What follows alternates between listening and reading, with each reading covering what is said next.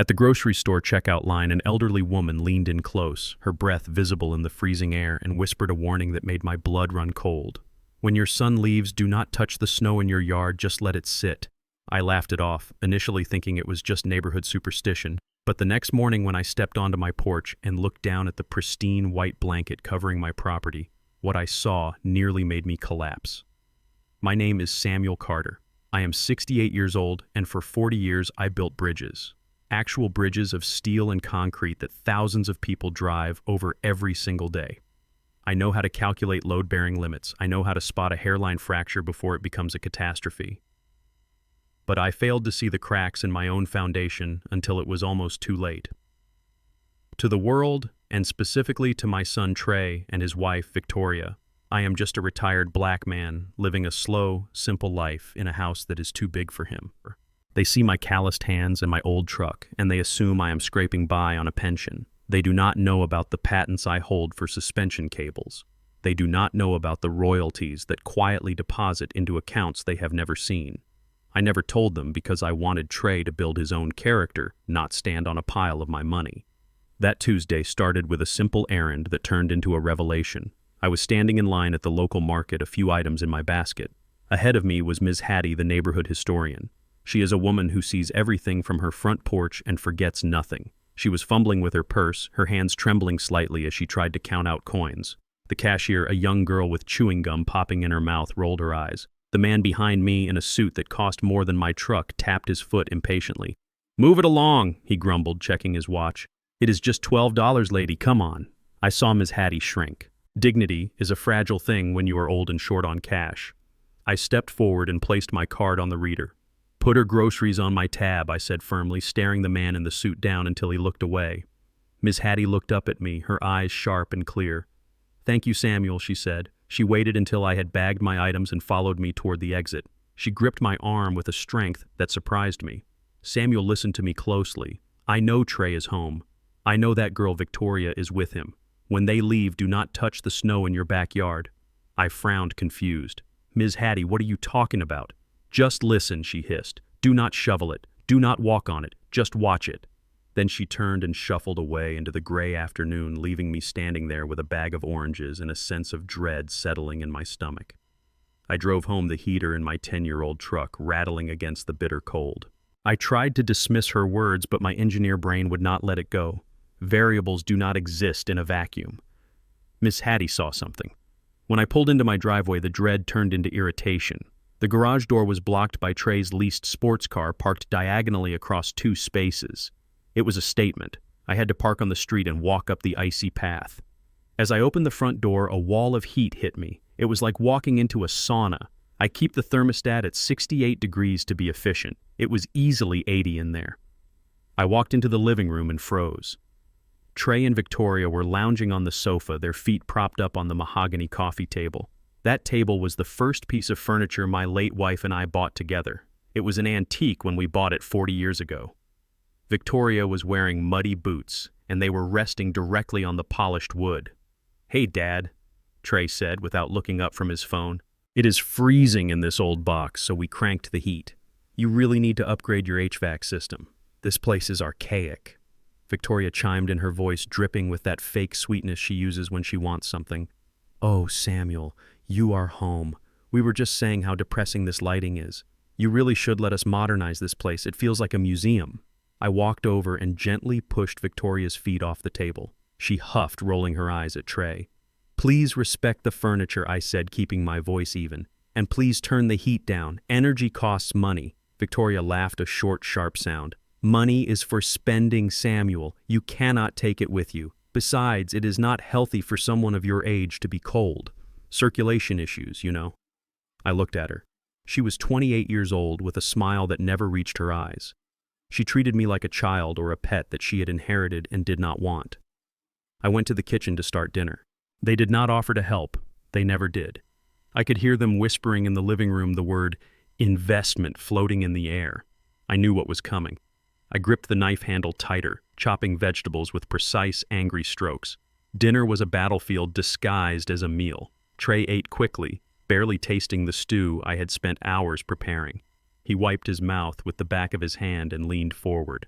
So, Dad, we need to talk business. Here it comes, I thought.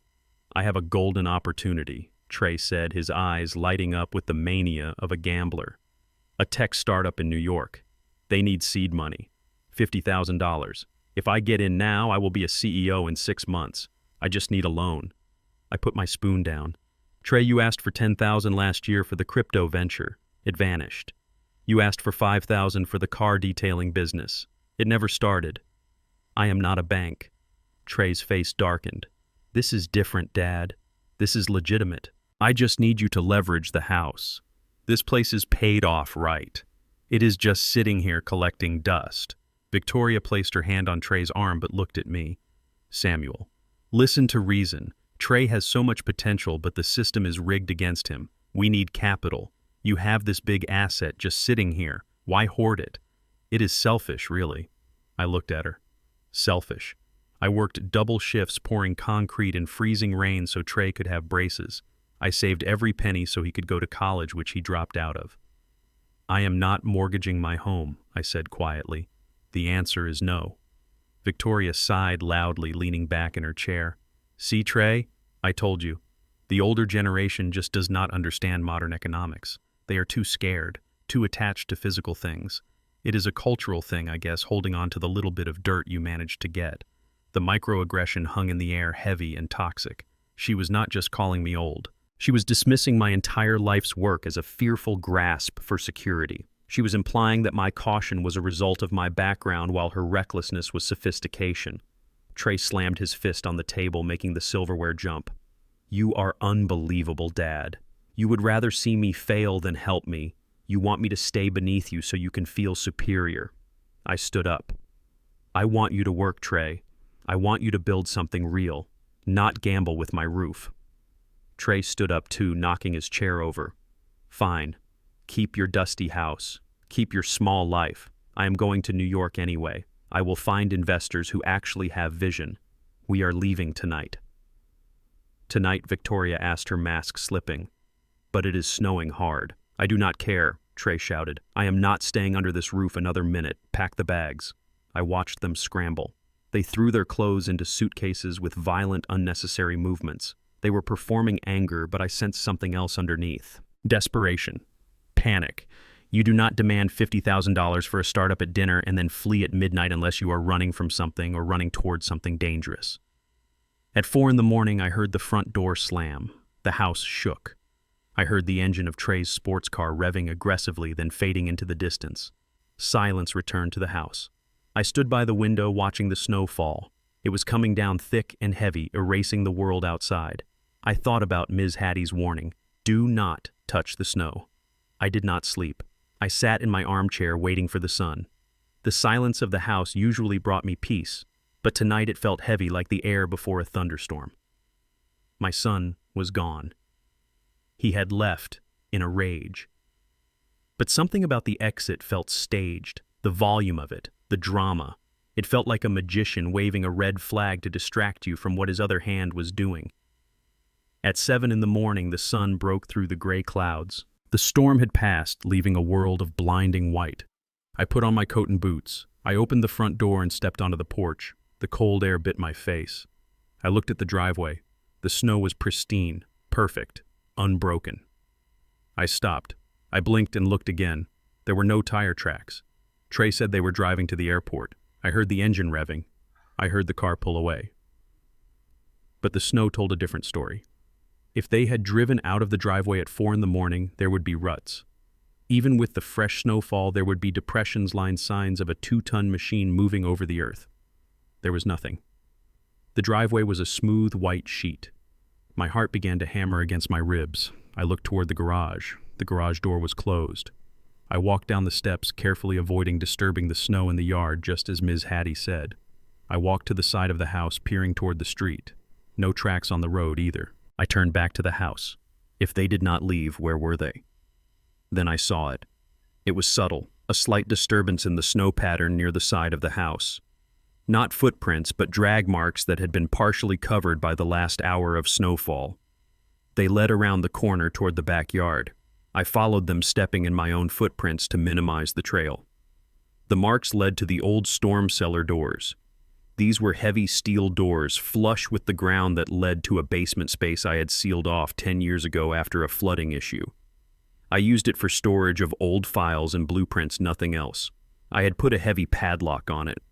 I stood over the cellar doors. The snow around the handles had been brushed away. The heavy padlock was gone. A shiny new silver lock was in its place. They were not in New York. They were downstairs, under my feet. I knelt down and pressed my ear against the cold steel. At first I heard nothing but the wind. Then a muffled sound, a cough. Then a voice. "Did you find the deed yet?" Victoria's voice filtered through the steel, thin and tinny. "No, just boxes of old useless papers," Trey's voice replied. "He keeps everything except what matters." "Keep looking," Victoria snapped. "We need the original deed and the will. If we don't find them before he wakes up and checks his accounts, we are finished. And if we can't find them, we might have to make sure he has a little accident on the stairs.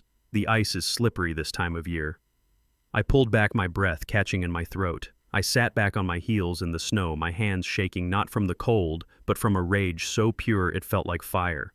They were not just ungrateful. They were predators. They were hunting me in my own home. Ms. Hattie knew. She had seen something, and now I knew too. I stood up slowly. I looked at the house that I had built with my own hands. I looked at the cellar doors hiding the son I had raised and the woman who whispered poison in his ear. They thought I was a senile old man. They thought I was prey. I turned and walked back toward the garage, my footsteps crunching softly in the snow. I did not go inside to confront them.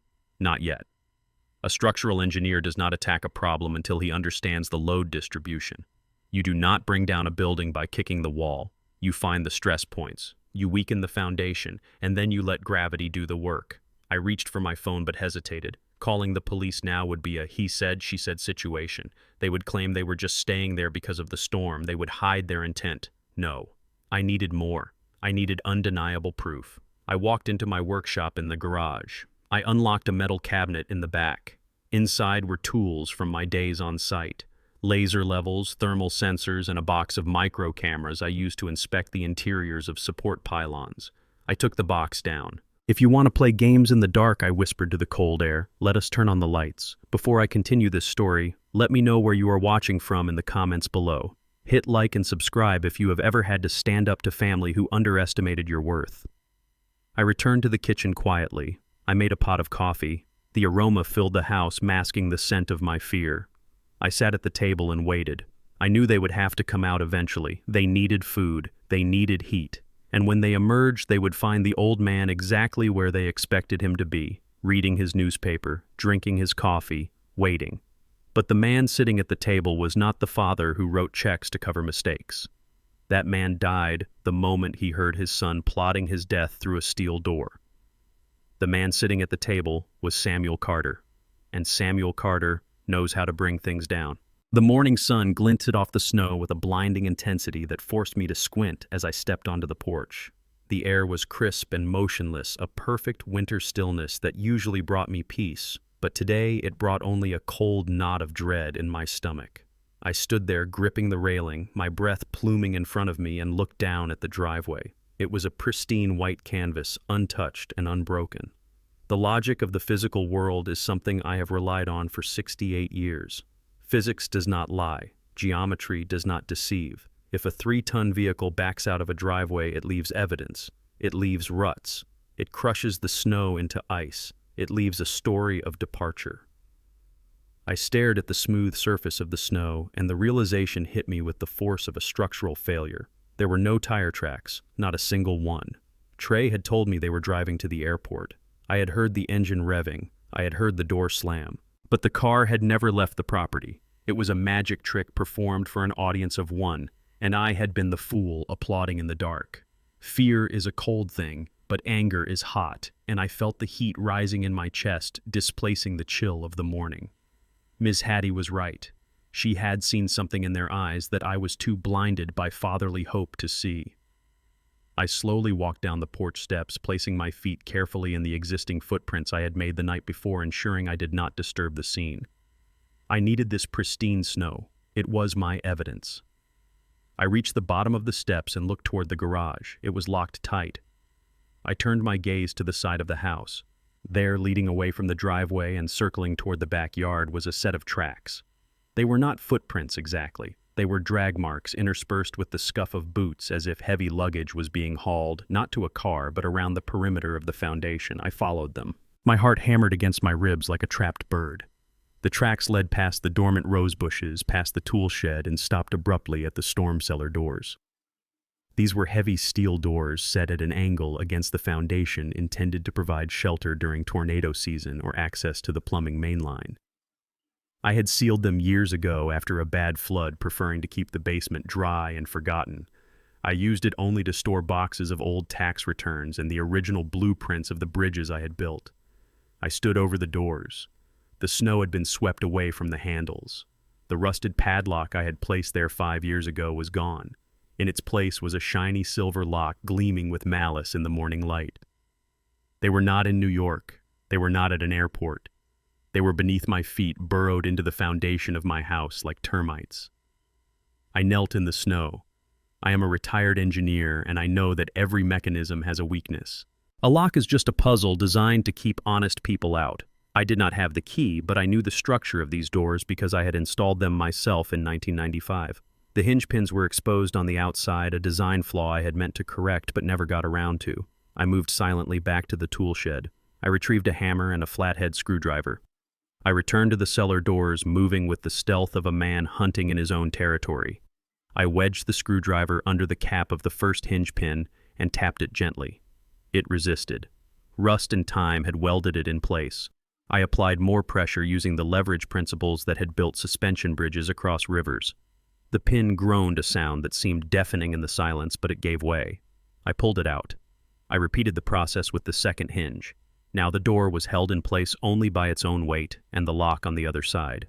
I carefully lifted the heavy steel plate from the hinge side, creating a gap just wide enough to slip through. It was dark down there. The smell of stale air and damp concrete wafted up. I slid into the darkness, lowering the door behind me as quietly as I could, leaving a small crack for light. I was standing on the top landing of the concrete stairs. Below me, I could see the glow of a battery-powered lantern. Shadows danced on the concrete walls. And then I heard them. "This place is a dump." Victoria's voice floated up sharp and echoing against the stone. "It smells like mold and old people." "How much longer do we have to be down here, Trey?" "Just keep looking," Trey's voice replied. He sounded stressed, his voice tight. "He keeps the important papers in fireproof boxes. Look for a gray metal box.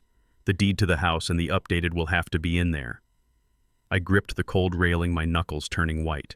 They were looking for the deed. They were looking for the will. They were not just stealing cash, they were trying to erase me from my own property. "I cannot believe we have to do this," Victoria complained. "We should be in a hotel. We should be celebrating. Instead, I am freezing in a basement digging through your father's trash. Why didn't you just force him to sign the papers last night?" "Because he is stubborn," Trey snapped. "You saw him. He has that look in his eyes, the same look he gets when he is calculating a load-bearing wall. He was not going to sign. If we tried to force him, he would have called the police or that lawyer of his. We need the documents first. Once we have the deed, we can forge the transfer. Once we have the will, we can make sure we are the only beneficiaries." "And if we cannot find them?" Victoria asked. Her voice dropped lower, taking on a sinister edge. "What if he hid them somewhere else? What if he put them in a safety deposit box?" "Then we go to Plan B," Trey said. "What is Plan B?" "We wait until he goes to sleep tonight," Trey said, his voice devoid of any emotion, devoid of any love. "We go upstairs, we wake him up, and we make him tell us. We make him understand that accidents happen to old men who live alone. A fall down the stairs, a gas leak. There are a dozen ways for a 68-year-old man to die that look like tragedy, not murder." I pressed a hand over my mouth to stifle a gasp. The air in the cellar suddenly felt thin, insufficient to fill my lungs. My own son. The boy I had taught to ride a bike. The boy I had held when he scraped his knees. He was standing 10 feet below me, discussing my murder as if it were a renovation project. "He is useless anyway," Victoria said, kicking a box across the floor. "Look at this junk. Old schematics, photos of bridges. He thinks he is so important because he poured some concrete 40 years ago. He is just a sad old man hoarding money he does not know how to spend. We are doing him a favor, really. We are putting that capital to use." "You are right," Trey agreed. "He had his time. Now it is our time. We just need to find that box. Keep digging." I watched them for a moment longer. They were tearing through my life's work, ripping open boxes, tossing aside the drawings of the structures that had defined my career. They saw only trash. They saw only obstacles. Suddenly, Trey stopped. He looked up toward the top of the stairs. "Did you hear that?" he whispered. "Hear what?" Victoria asked, freezing. A creak, like metal on metal. I stopped breathing. The hinge pin I had removed. The door must have shifted slightly in the wind. "Turn off the light," Trey hissed. The lantern clicked off. The cellar was plunged into absolute darkness. I was blind, standing on a narrow concrete ledge with two predators below me. I heard the scuff of a boot on the stairs. Trey was coming up. I pressed myself back into the corner where the shadows were deepest even in the daylight. I was a part of the darkness now. I was the foundation he was trying to break. I heard his breathing. He was close. He was standing on the landing just a few feet away from me. If he reached out, he would touch my coat. If he struck a match, he would see his father's eyes staring back at him. I remembered the layout of the landing. There was a stack of old paint cans to my left. If I knocked them over, the noise would be catastrophic. I held my body rigid, forcing my muscles to lock. I thought about the bridges I had built. I thought about tension and compression. I became stone. "Is anyone there?" Trey called out. His voice was shaky. He was brave when plotting in the dark, but he was a coward when faced with the unknown. "It is just the wind, babe," Victoria called from the bottom. "Come back down. We need to finish this." Trey stood there for another 10 seconds. I could smell him. The stale scent of fear and expensive cologne. He tapped the steel door. It rattled. "Yeah," he muttered. "Just the wind. This old house is falling apart anyway." He turned and walked back down the stairs. I heard the lantern click back on. "We have to find it today," Trey said, his voice echoing up to me. "We cannot stay down here another night. It is too cold. Tonight we go upstairs. Tonight we finish this. Whether we find the papers or not tonight, Samuel Carter has an accident. Tonight." The word hung in the cold air like a sentence. I had 12 hours. 12 hours before they came up those stairs with violence in their hands. I waited until the sounds of their rummaging covered my movements. I slipped back out through the gap in the door, replacing the heavy steel plate as silently as I could. I could not replace the hinge pins without a hammer, so I left them. Let them think the wind did it. Let them think the house is rotting. I stepped back into the snow, the blinding white light of the morning stinging my eyes. My hands were trembling, but my mind was clear. The shock was gone, replaced by a cold mechanical precision. I walked back toward the garage, my boots crunching on the snow. They wanted an accident. They wanted a tragedy. They wanted to inherit a kingdom built on my bones. I walked into my workshop and looked at the wall of tools. I looked at the chemical supplies I kept for treating wood and dissolving rust. I looked at the high-voltage cables I used for welding. I am Samuel Carter. I build things that withstand hurricanes and earthquakes. I build things that carry the weight of the world. And tonight, I was going to build a trap that would hold the weight of my son's betrayal. I picked up a spool of high-tensile wire. "You want to come upstairs tonight, Trey?" I whispered to the empty garage. "You are welcome to try, but you should have learned to respect the architect." I retreated into the sanctuary of my garage and locked the heavy service door behind me. My hands were steady now, but my mind was racing, calculating probabilities and structural weaknesses like I was standing beneath a buckling overpass. I pulled my phone from my pocket and dialed Jaron Mills, my lawyer, and the only man in this city who knew the true extent of my assets. The line rang once, twice, 3 times, and then went to voicemail. I cursed under my breath. It was a holiday weekend, and Jaron was likely in the Caymans or on a boat somewhere far beyond the reach of my desperation. I was on my own. I put the phone down on my workbench and took a deep breath. Panic is a structural flaw. Panic causes collapse. I needed to reinforce my position. I walked over to the metal cabinet where I kept my specialty tools. On the top shelf inside a dust-covered plastic bin was a set of fiber optic inspection cameras I used to thread into the walls of bridges to check for internal corrosion. They were wireless, high definition, and smaller than a dime. I had not used them in 5 years, but I kept the batteries charged. An engineer maintains his tools because he never knows when a system will fail. I grabbed the box and a tube of quick-drying industrial adhesive. I moved through the house with the silence of a ghost. I avoided the floorboards I knew would creak. I placed the first camera in the crown molding of the living room, angled to cover the sofa and the hallway. I placed the second in the kitchen, hidden amongst the jars of dried pasta on top of the fridge. The third went into the innocent-looking smoke detector in the hallway outside my bedroom. I synced the feeds to a secure cloud server on my phone. If they wanted to plot my demise, they would do it in high definition and I would have every frame saved. I returned to the garage just as the sound of an engine cut through the silence. My heart rate spiked. I looked out the frosted window. Trey's sports car was backing into the driveway. They had driven around the block or parked down the street, waiting for enough time to pass to make their story plausible. They were committed to the performance. I sat in my workbench chair, picked up a piece of sandpaper and a block of wood and waited. I needed them to see me calm. I needed them to think I was the oblivious old man they despised. The door from the house opened. Trey walked in, shaking snow off his coat. He looked exhausted, but it was a performance. His eyes were too alert. "Flight got canceled, Dad," he said, rubbing his face. "Snowstorm in New York grounded everything. We are stuck here for a few days." I looked up, sanding the wood with a slow, rhythmic motion. "That is unfortunate," I said, keeping my voice flat. "The roads must be bad." Terrible, Trey lied. "We barely made it back. Victoria's making tea. She is pretty shaken up. She wants to make sure you are okay too. She thinks you looked pale this morning."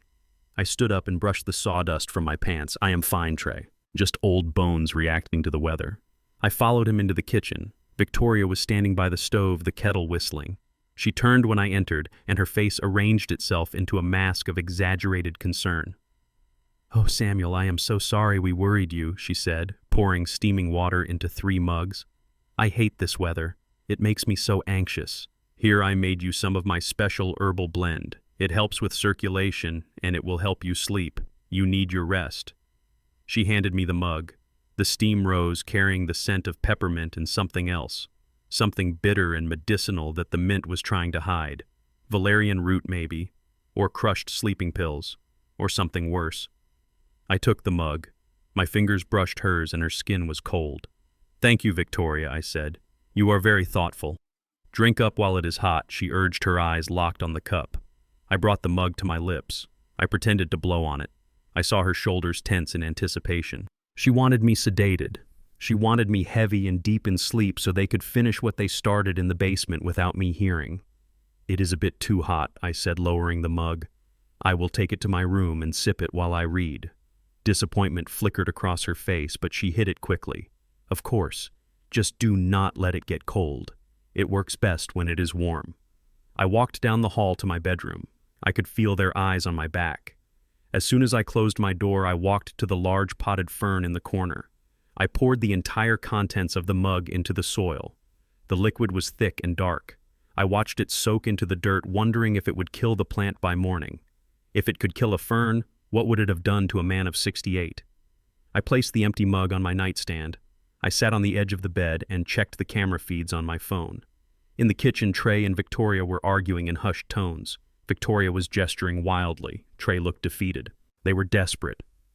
And desperate people are dangerous. I wedged a heavy chair under the doorknob. It was a primitive lock, but physics is physics. A wedge holds force. I lay down on top of the covers, fully dressed, my boots still on. I did not plan to sleep. The night deepened and the wind outside began to howl, rattling the window panes. I lay in the dark, listening. Around midnight, the subtle hum of the furnace, which had been keeping the room at a steady temperature, suddenly cut out. The silence that followed was heavy. I waited for it to kick back on. Old systems cycle. But minutes passed and the air in the room began to grow stale and cold. I reached for the lamp switch. Click. Nothing. The power in my room was out. I looked at the crack under the door. I could see the faint glow of the hallway nightlight. The power was not out in the rest of the house, just in my room. The temperature dropped rapidly. It was 5 degrees below zero outside. Without heat, this room would become an icebox within the hour. I could already see my breath puffing in the darkness. They were trying to freeze me out. Or worse, they were hoping the cold would strain my heart enough to cause the cardiac event they needed for the death certificate. I got up and went to the door. I removed the chair and tried the handle. It turned, but the door would not budge. It was jammed tight. I pushed harder, throwing my shoulder against the wood. It was solid. They had wedged something under it from the outside. I was trapped. It was pitch black and the cold was biting through my clothes. My fingers started to ache. Panic tried to rise in my throat, but I shoved it down. I am an engineer. I solve problems. I felt my way to the toolbox I kept in the closet. My hands were shaking from the chill, but I found what I needed. a flathead screwdriver, and a hammer. I returned to the door. I could not force it open against the wedge without making enough noise to alert them, but I could deconstruct it. I knelt on the freezing floor. The hinge pins were on the inside of the room. It was the one design flaw I had always meant to fix, and now it was my salvation. I worked by feel in the dark. I wedged the screwdriver under the head of the top pin. My hands were numb, and I slipped twice, gouging the wood. I grit my teeth and hammered the handle of the screwdriver with my palm. The pin popped up. I pulled it out. The bottom hinge was harder. The cold had settled into my joints, making every movement agony. I could feel the temperature dropping degree by degree. My breath was a thick fog. I attacked the bottom pin, putting all my frustration and fear into the leverage.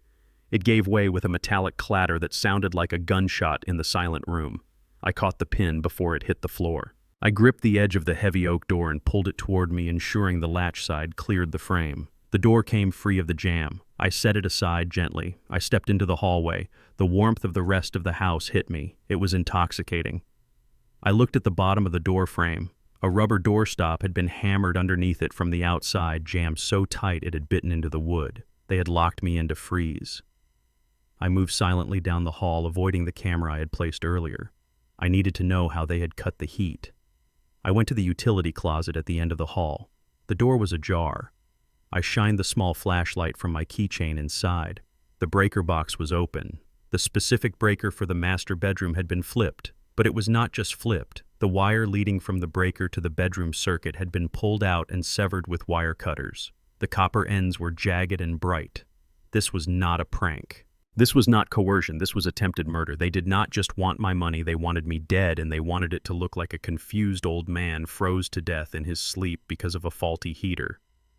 I stood there in the dark, staring at the severed wire, the last remnant of my love for my son severed along with it. I closed the utility closet door. I went back to my room and rehung the door, replacing the pins. I left the breaker off. I wanted them to think their plan was working. I grabbed the heavy wool blanket from my bed and wrapped it around myself, sitting in the chair in the corner of the freezing room. I would endure the cold for a few more hours. I would let them think they had won this round. But come morning, when they opened that door expecting to find a corpse, they were going to find something much colder waiting for them. The sun rose on Wednesday morning, painting the kitchen walls in pale gray light. I stood by the coffee maker watching the dark liquid drip into the pot. My hands were wrapped around a mug of hot water, just to feel the warmth seeping back into my bones. The house was silent, but it was the silence of a held breath. When I heard footsteps on the stairs, I did not turn around. I took a sip of water and waited.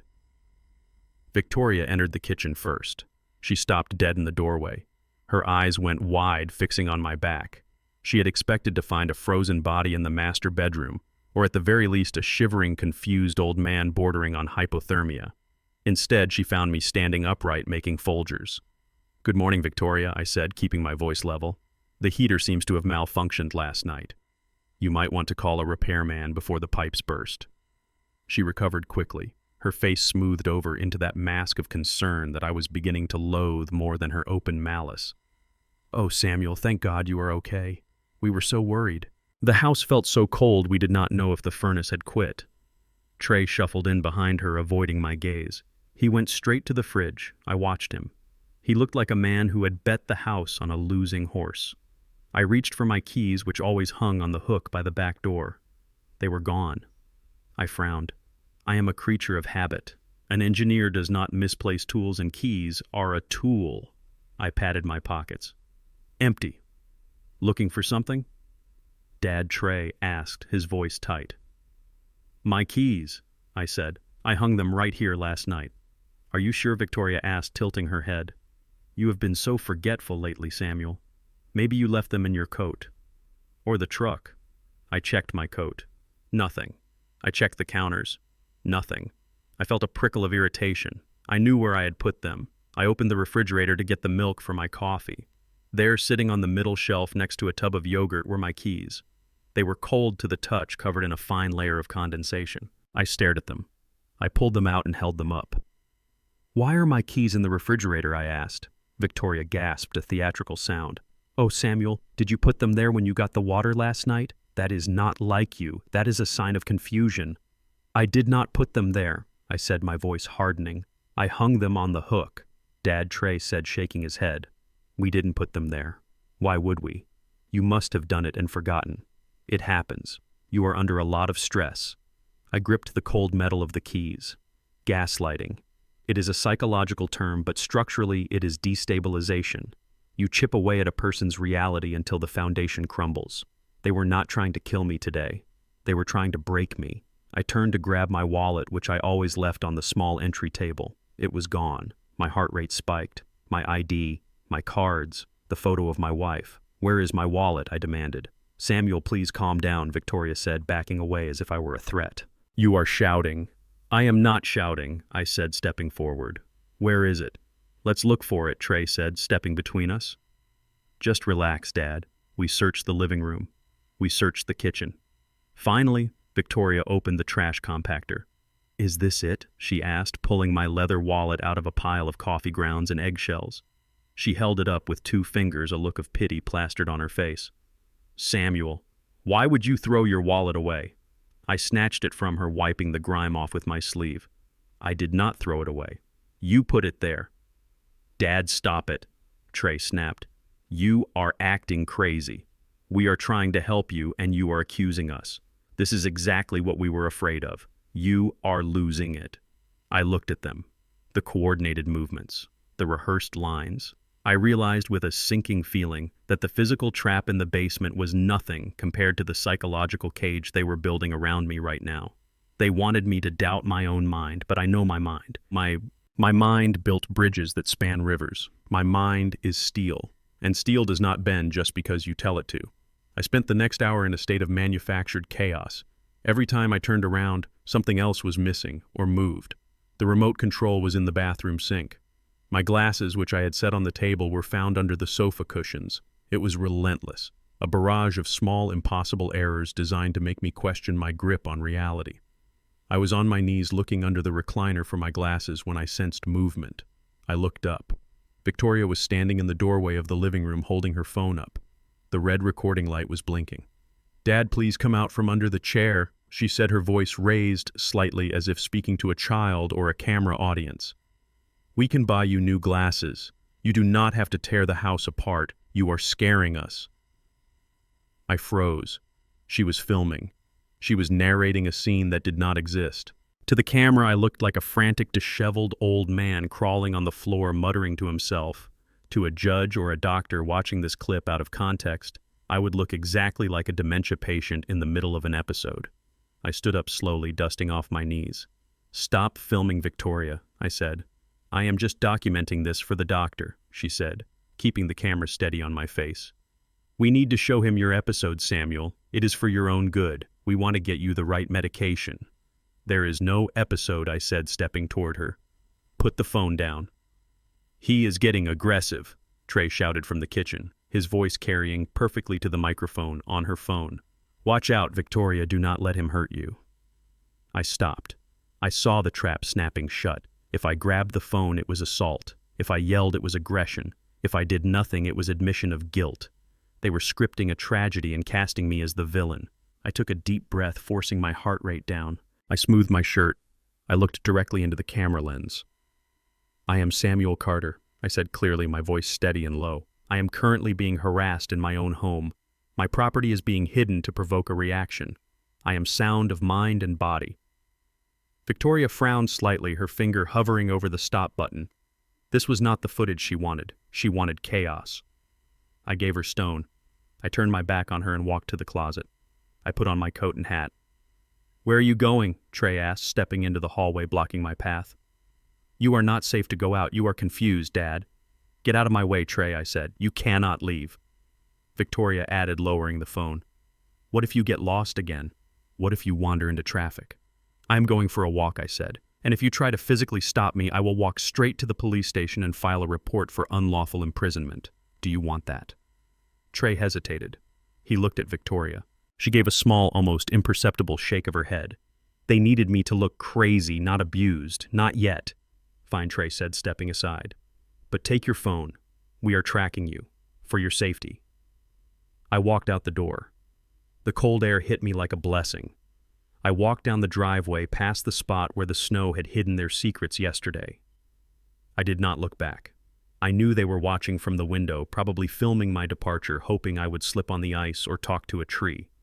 I walked for 6 blocks, my breath clouding in the air until I reached the small park near the community center. Ms. Hattie was there, sitting on a bench bundled in a thick wool coat, feeding pigeons. She did not look surprised to see me. She moved her bag, making space on the bench. "Sit down, Samuel," she said. "You look like you have been fighting a war." I sat. "It feels like one," I admitted. Ms. Hattie threw a handful of crumbs to the birds. "I saw her," she said quietly. "Saw who?" "That girl. Your son's wife. Yesterday afternoon while you were gone, she met a man in the parking lot behind the pharmacy." My stomach tightened. Who was he? White man? Bald? Driving a black sedan with a medical decal on the windshield. He looked nervous. He handed her a thick manila envelope. She handed him a stack of cash. Thick stack, Samuel. All hundreds. I closed my eyes. A doctor. They had found a doctor. Someone willing to sell his ethics for a quick payout.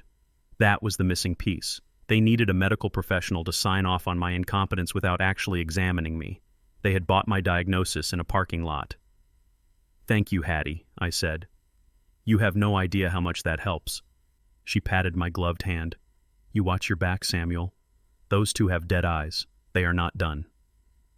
I walked back to the house with a heavy heart. The knowledge was power, but it was also a burden.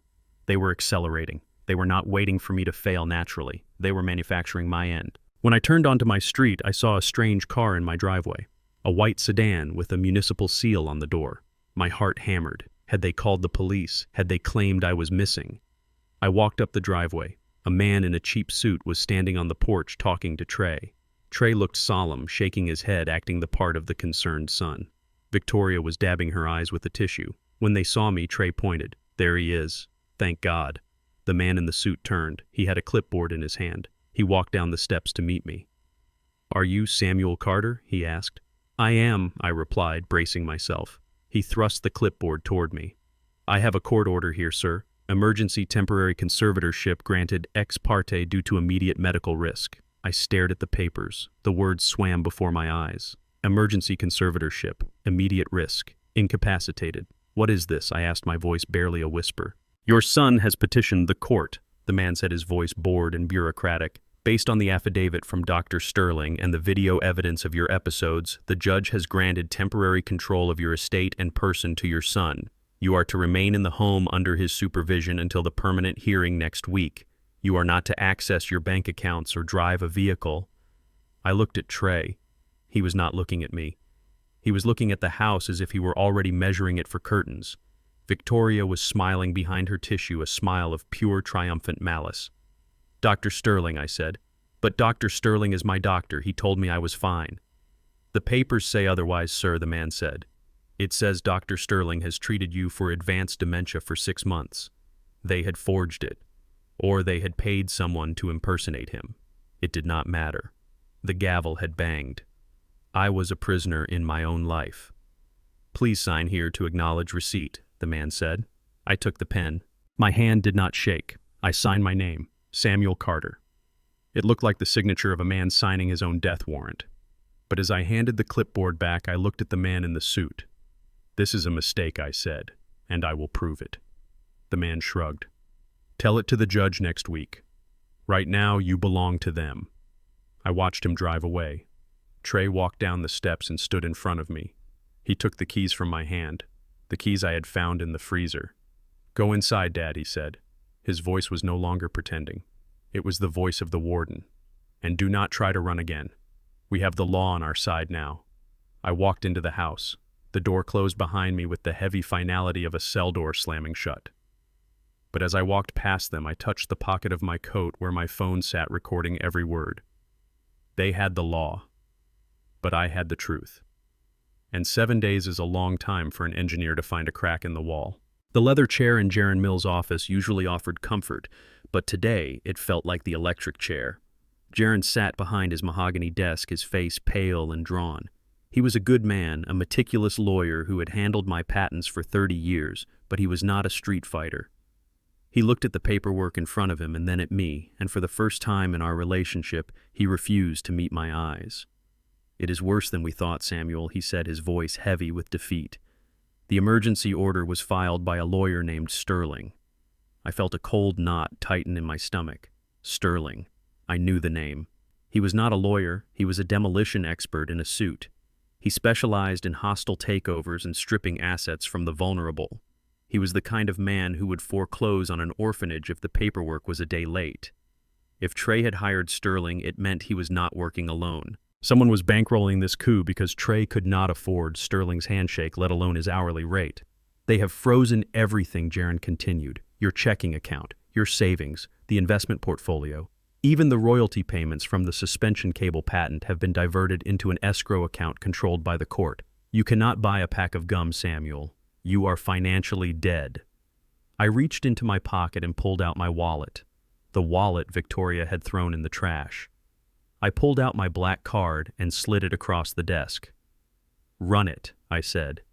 "I need to pay your retainer. We need to file a counter motion immediately." Jaron shook his head, pushing the card back. "It will be declined. The freeze is total. They cited your erratic behavior and the risk of you dissipating assets. They painted a picture of a man giving away his fortune to strangers. If I take money from you now, Sterling will accuse me of exploiting a mentally incompetent client. He will have me disbarred." I sat back, the leather creaking under my weight. I was a millionaire. I owned land. I owned intellectual property that kept bridges standing in 3 countries. And yet, I was sitting in a high-rise office with less purchasing power than a child. It was a tactical strike. They had cut my supply lines before the first shot was fired. I stood up. My knees popped. "I am not incompetent, Jaron," I said, my voice low and steady. "I am under attack, and I am going to fight back. But I need you to file the paperwork to contest the guardianship. Do it pro bono if you have to. I will pay you triple when the dust settles." Jaron nodded slowly. "I will file it, Samuel, but the hearing is not for 5 days. Until then, you have to survive. You have to go back to that house and play their game. Do not give them any ammunition. If you so much as raise your voice, they will use it against you."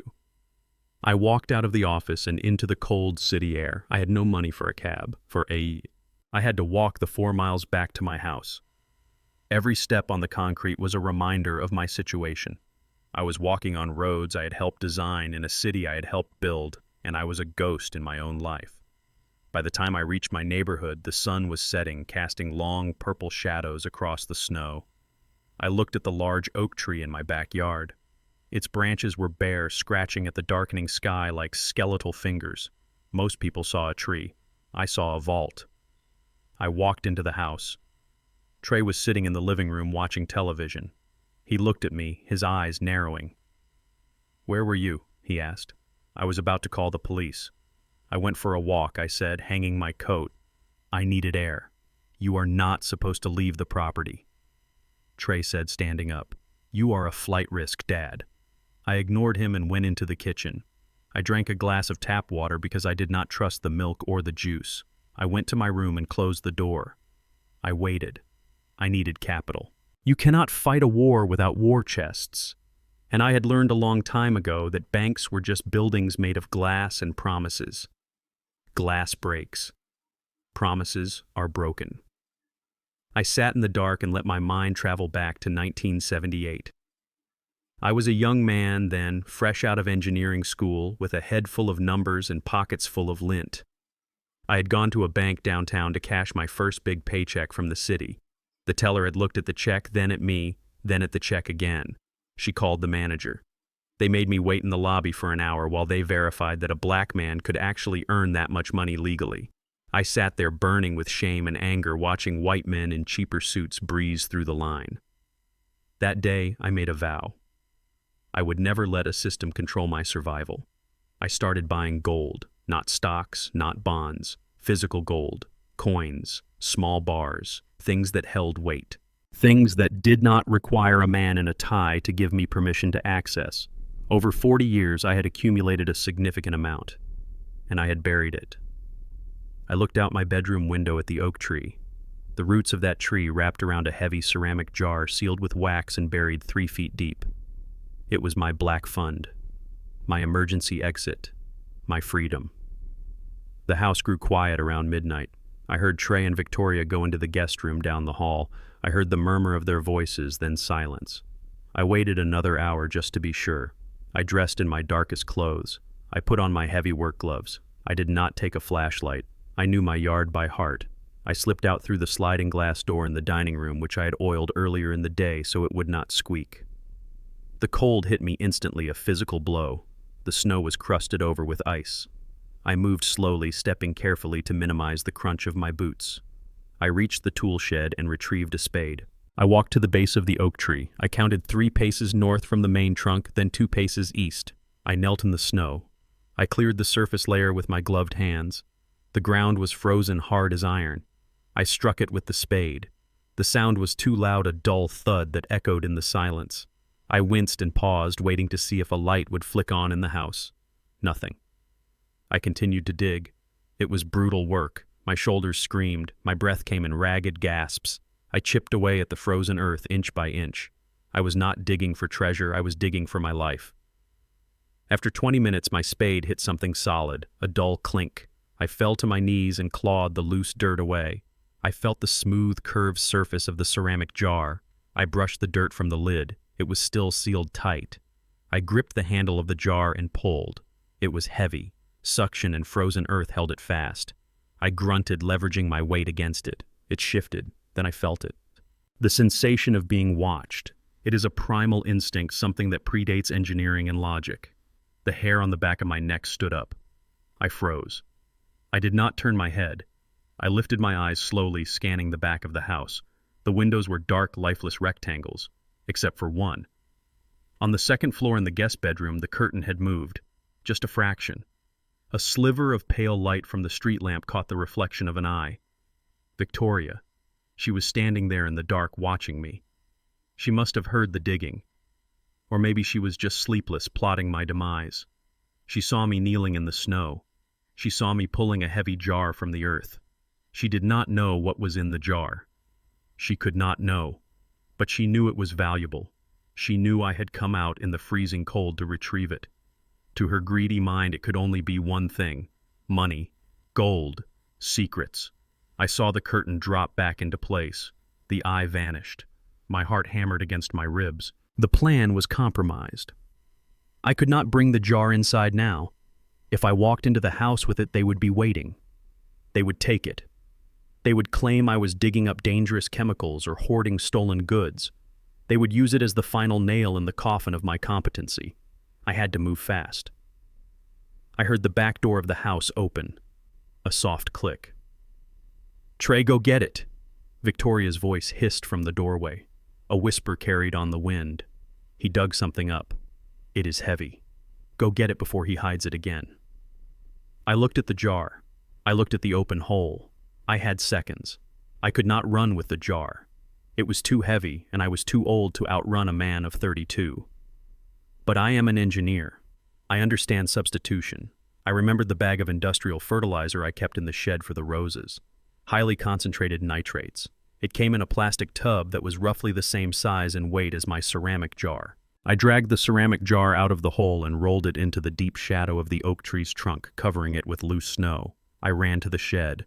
I grabbed the fertilizer tub. I ran back to the hole and dropped the plastic tub in. I kicked dirt and snow over it, frantically packing it down to look like a freshly dug grave. I stood up just as Trey came around the corner of the house. He was wearing his pajamas and boots, holding a baseball bat. "What are you doing, Dad?" he demanded, his voice shaking with adrenaline and greed. I leaned on the spade, trying to catch my breath. "I am gardening, son," I said.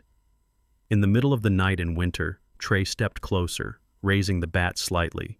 "Move away from the hole." I stood my ground. "This is my yard, Trey." Victoria stepped out onto the porch, wrapped in a fur coat.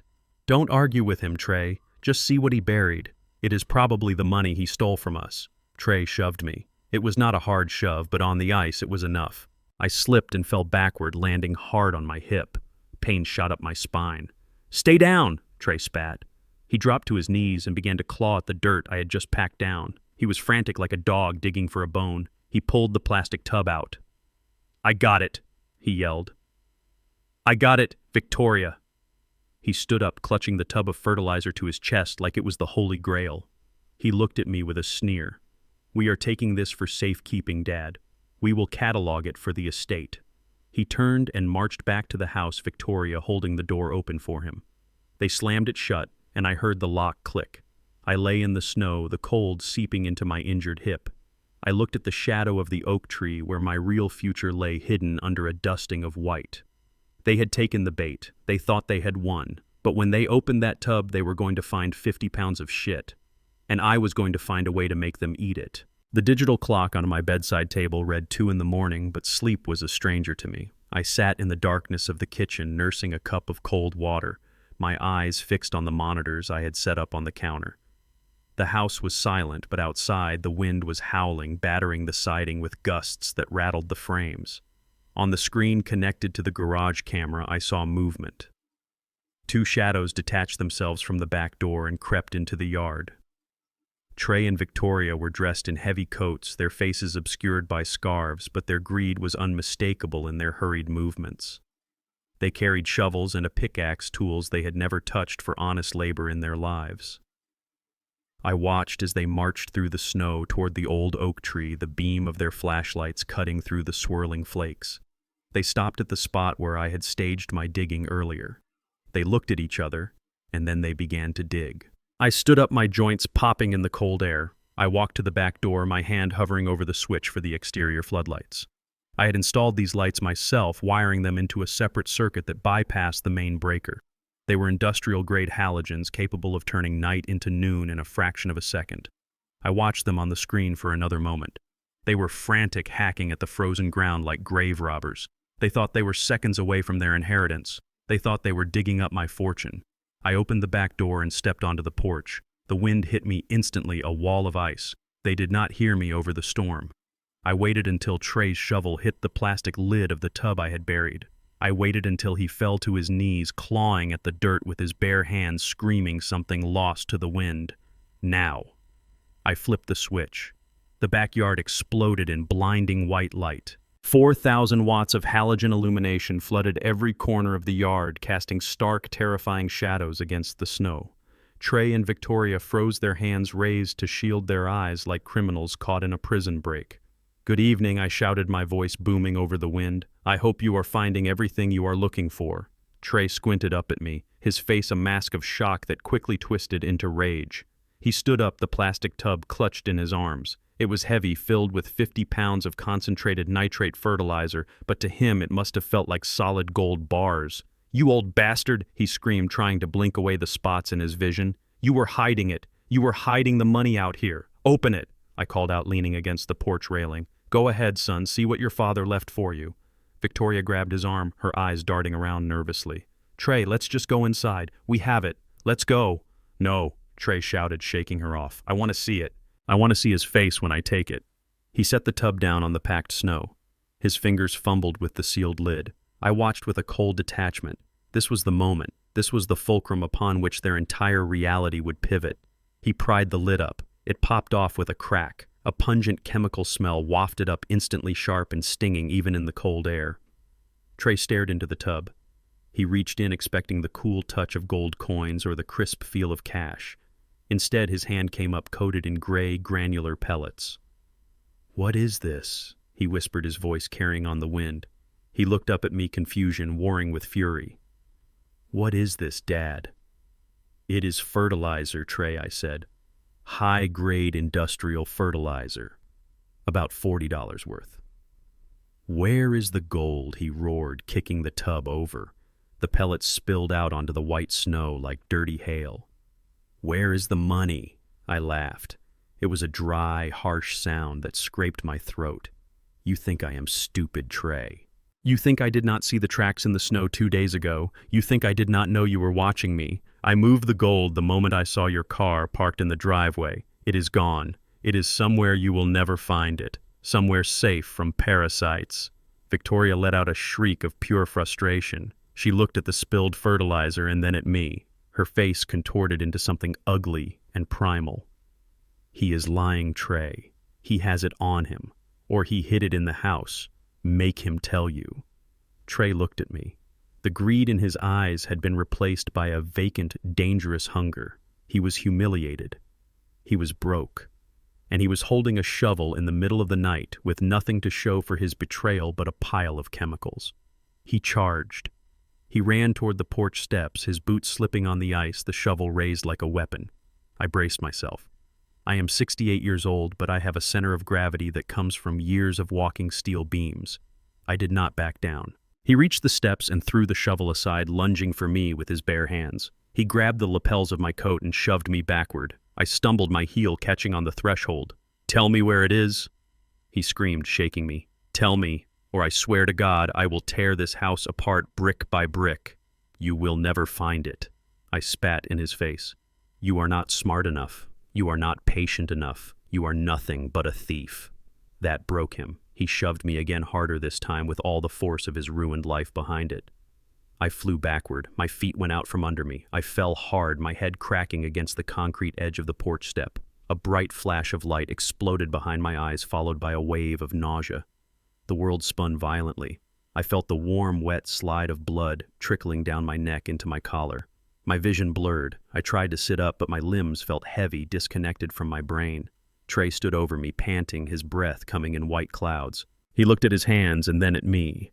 The rage drained out of his face, replaced by a sudden dawning horror. "Dad," he whispered. He took a step toward me, reaching out. "Dad, get up. Stop." Victoria's voice cut through the air like a whip. She walked up the steps, her heels clicking on the frozen concrete. She looked down at me. I was lying in a growing halo of red snow, my eyes struggling to focus. "Do not touch him," she said. "He is bleeding," Trey stammered.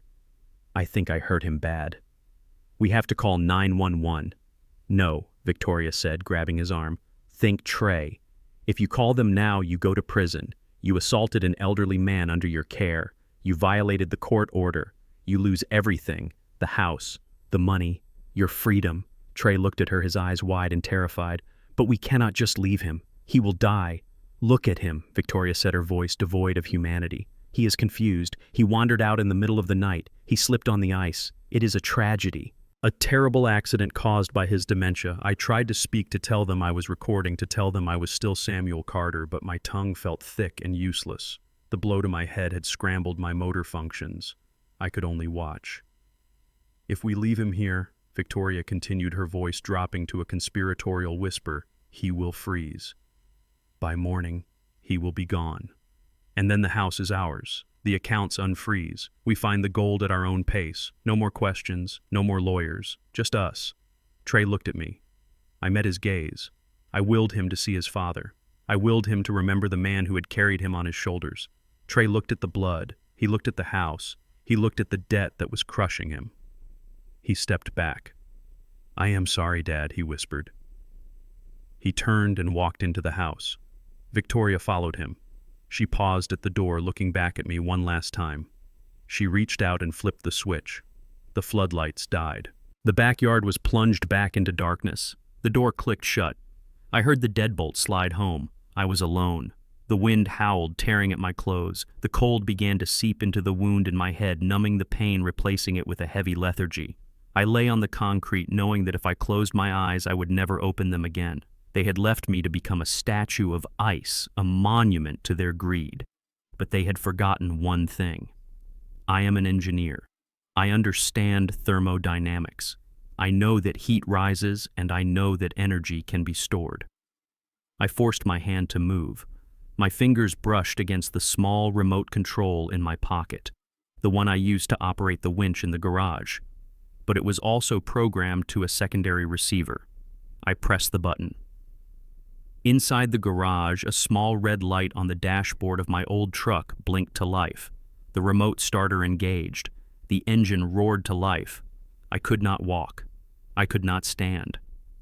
But the garage was only 10 feet away, and the heat from that engine block would be enough. I began to crawl, leaving a trail of blood on the pristine white snow. Pain is not an emotion, it is data. That is what I told myself as I dragged my body across the frozen concrete. My head throbbed with a rhythm that matched my heartbeat, a dull, wet pounding against the back of my skull. The blood was warm on my neck, but it was cooling fast, turning tacky and thick in the biting wind. I focused on the red light blinking inside the garage window. The remote starter had worked. My old truck was running. The engine block was a radiator of hope in a world of ice. I reached the keypad next to the garage service door. My fingers were stiff, unresponsive claws. I had to use the knuckle of my index finger to punch in the code. 4, 9, 2, 7. The year my father bought his first piece of land. The solenoid clicked, a sound more beautiful than any symphony. I fell inside and kicked the door shut behind me, engaging the heavy deadbolt with the heel of my boot. The air inside was thick with the smell of diesel and sawdust, but it was warmer than the grave they had left me in outside. I crawled toward the truck. The heat radiating from the hood hit my face and I almost wept. I pulled myself up using the bumper, my legs trembling uncontrollably, not just from the cold but from the shock. I opened the passenger door and climbed inside the cab, collapsing onto the worn leather seat. I blasted the heater. I needed to assess the damage. I pulled the rearview mirror down. The gash on my scalp was deep, jagged, and ugly, but the skull beneath felt intact. It was bleeding profusely. Head wounds always do. I did not panic. In 1985, I was on a suspension bridge when a cable snapped, whipping across the deck like a scythe. It took 3 of my ribs and left me stranded on a swaying platform for 6 hours before rescue came. I learned then that the human body is just a machine. If you stop the leaks and maintain pressure, the machine keeps running. I grabbed the emergency kit I kept under the seat. It was not a store-bought plastic box with Band-Aids. It was a field medic kit I had assembled myself. I poured iodine onto a rag and pressed it against the wound. The sting was blinding, white-hot, and purifying. I grit my teeth and let out a low, guttural growl. I held it there until the bleeding slowed. I found the butterfly closures and pulled the edges of the skin together, taping them down with surgical tape. It was not pretty. It was engineering. I wrapped a clean compression bandage around my head, tight enough to keep the pressure but loose enough to keep the blood flowing to my brain. I swallowed 3 aspirin dry. Then I leaned back against the seat and closed my eyes. I did not sleep. You do not sleep when you have a concussion. You wait. I listened to the hum of the engine. I watched the clock on the dashboard tick away the minutes of my survival. I thought about Trey. I thought about the boy who used to sit in this very truck pretending to drive while I held him on my lap. That boy was dead. He had died the moment he walked away and left me to freeze. The man who pushed me was a stranger, a dangerous stranger who needed to be neutralized. I reached for my phone. The screen was cracked from the fall, but it still worked. I dialed Jaron Mills. This time he answered on the second ring. Samuel. It is 3 in the morning, Jaron said, his voice thick with sleep. They tried to kill me, Jaron, I said, my voice raspy. There was a silence on the line, then the rustle of sheets and the sharp click of a lamp turning on. Tell me everything. I told him. I told him about the gold, the fertilizer, the shovel, the push, the lights turning off. Where are you now? Jaron asked, his voice crisp and professional. In the garage, locked in. I have the recordings, Jaron. I have the video of them digging. I have the audio of them leaving me to die. Do not come out, Jaron ordered. Do not let them know you are alive. I am coming. I will park down the street and walk up. I will come to the side door. We wait for them to make their move. Let them hang themselves, Samuel. I waited. The night dragged on. I drank water from my emergency supply. I ate a protein bar. I regained my strength. I was bruised. I was battered, but I was Samuel Carter, and the sun was coming up. At 7 a.m., the show began. I watched on my phone screen connected to the external cameras. A police cruiser rolled silently into the driveway, lights flashing but siren off. An ambulance followed. Victoria came out onto the porch. She was wearing a bathrobe and her hair was disheveled. She looked frantic. A perfect performance. She ran down the steps toward the officers, pointing at the spot where I had fallen. The blood was still there, a stark crimson stain on the white concrete, but the body was gone. He was right here, she screamed, her voice shrill and convincing. I saw him fall. He must have wandered off. Oh God, he is confused. He has dementia. He does not know where he is. Trey stood behind her, looking pale and sick. He He was not acting, he was terrified. He was looking at the blood and then looking at the empty yard, and his mind was trying to compute an equation that did not balance. If the old man was dead, the body should be there. If he was alive, where did he go? "Officer, please, you have to find him," Victoria sobbed, grabbing the sleeve of the young patrolman. He was wearing his pajamas. It was so cold last night, he could be anywhere. He thinks he is still working on construction sites sometimes. He wanders. The officers began to fan out shining flashlights under the bushes looking for tracks. They saw the drag marks where I had crawled, but the wind and fresh snow had obscured the trail leading to the garage. They looked at the blood again. "That is a lot of blood, ma'am," the officer said. "If he fell here and hit his head, he would not have walked far." "He is strong," Victoria wailed. "He gets these bursts of strength when he is having an episode. Please find him before he freezes." I watched her wipe away dry tears. She was good. She was painting the narrative layer by layer. The confused old man, the tragedy, the grieving family. She was building a cage for me even in my absence. The paramedics stood by the ambulance looking bored. They knew the drill, search and rescue or body recovery. There was no urgency. Trey was pacing. He kept looking at the garage. He walked toward it, his hand reaching for the handle of the main door. I signaled Jaren, who was crouching beside the truck in the shadows. "It is time." Trey grabbed the handle and pulled. It was locked. He pounded on the metal. "Dad, are you in there? Dad!" Victoria stopped crying instantly. She stared at the garage. The officers turned their attention to the structure. "Open it," the officer commanded. "Do you have a key?" "No," Trey stammered. "He changed the locks. He is paranoid. We can breach it," the officer said, reaching for his radio. "No need," I whispered. I picked up the remote for the main garage door opener. I looked at Jaren. He nodded, adjusting his tie. He held his briefcase like a shield. I took a sip of the hot coffee Jaren had brought from the thermos in his car. The steam rose around my face. I pressed the button. The motor of the garage door opener hummed. The chain rattled. The heavy metal door began to rise slowly, inch by inch, revealing the scene inside like a curtain going up on the final act of a play. First they saw my boots, then the bumper of the truck, then the table where I sat. I was not lying on the floor. I was not shivering in a corner. I was sitting on a stool, my legs crossed, a cup of coffee in my hand, my head bandaged with white gauze that stood out starkly against my dark skin. Jaren stood next to me, a silent sentinel in a charcoal suit. The door rose fully. The morning light flooded the garage. Trey stumbled back as if he had seen a ghost. His mouth opened, but no sound came out. Victoria froze her hand halfway to her mouth, her fake grief evaporating, instantly replaced by a look of pure, unadulterated horror. The police officer stepped forward, his hand resting instinctively on his holster. "Mr. Carter." I took a slow, deliberate sip of my coffee. I set the cup down on the workbench. "Good morning, officer," I said, my voice steady and clear, resonating off the concrete walls. Samuel Victoria gasped. "You are alive. We thought you were—" "You thought I was frozen to the patio," I finished for her. "Because that is where you left me." I stood up. I swayed slightly, but Jaren put a hand on my elbow to steady me. I looked at the officer. I pointed a finger at my son and his wife. "Officer, my name is Samuel Carter. I am of sound mind and body, and I would like to report an attempted murder." The silence that followed was absolute. The wind whistled through the open door. Trey looked at Victoria. Victoria looked at the ground, and I looked at them both with the cold, hard gaze of a judge who has already written the sentence. "That is ridiculous," Victoria shrieked, her voice cracking. "He is confused, officer. Look at his head. He is injured. He doesn't know what he is saying." I reached into my pocket and pulled out my phone. I tapped the screen. The audio from the night before began to play, amplified by the Bluetooth speaker on my workbench. "If we leave him here, he will freeze. By morning, he will be gone. And then the house is ours." Victoria's voice filled the driveway, clear and undeniable. The officer's head snapped toward Victoria. Trey put his hands over his face. I paused the recording.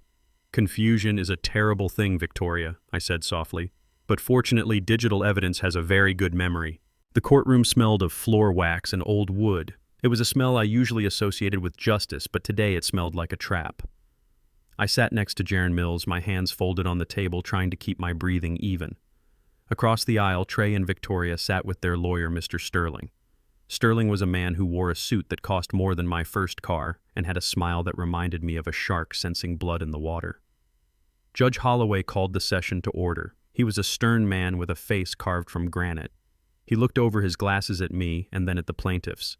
"Mr. Sterling, you may proceed," the judge said. Sterling stood up, buttoning his jacket. He walked to the center of the room, commanding the space. "Your Honor, we are here today, not out of malice, but out of necessity.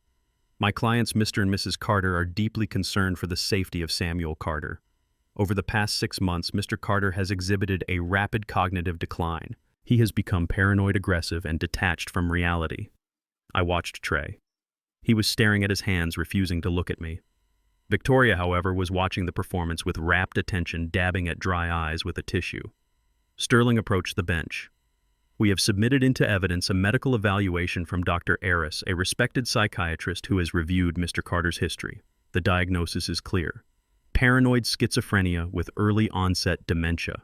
The doctor notes that Mr. Carter has delusions of persecution, believing his own family is trying to harm him. He has been seen wandering the streets at night, digging holes in his yard and speaking to people who are not there." I felt the blood rise in my cheeks. Digging holes. They were using the fertilizer incident against me. They were twisting my survival into madness. Sterling continued, his voice smooth and practiced. "Last week, Mr. Carter physically assaulted his son in a fit of rage, leaving him no choice but to seek this emergency guardianship. We are asking the court to grant full conservatorship to Trey Carter immediately to prevent Mr. Carter from harming himself or dissipating his estate." He placed a thick file on the judge's desk. It was the forgery. The paperwork they had bought for $50,000 from the FBI informant. It looked official. It looked damning. The judge opened the file, flipping through the pages. He frowned. "These are serious allegations, Mr. Sterling, and this diagnosis is severe." "It is tragic, Your Honor," Sterling said, bowing his head. "But it is the truth. We just want to get Samuel the help he needs in a secure facility." I looked at Jaron. He was calm, writing notes on his legal pad.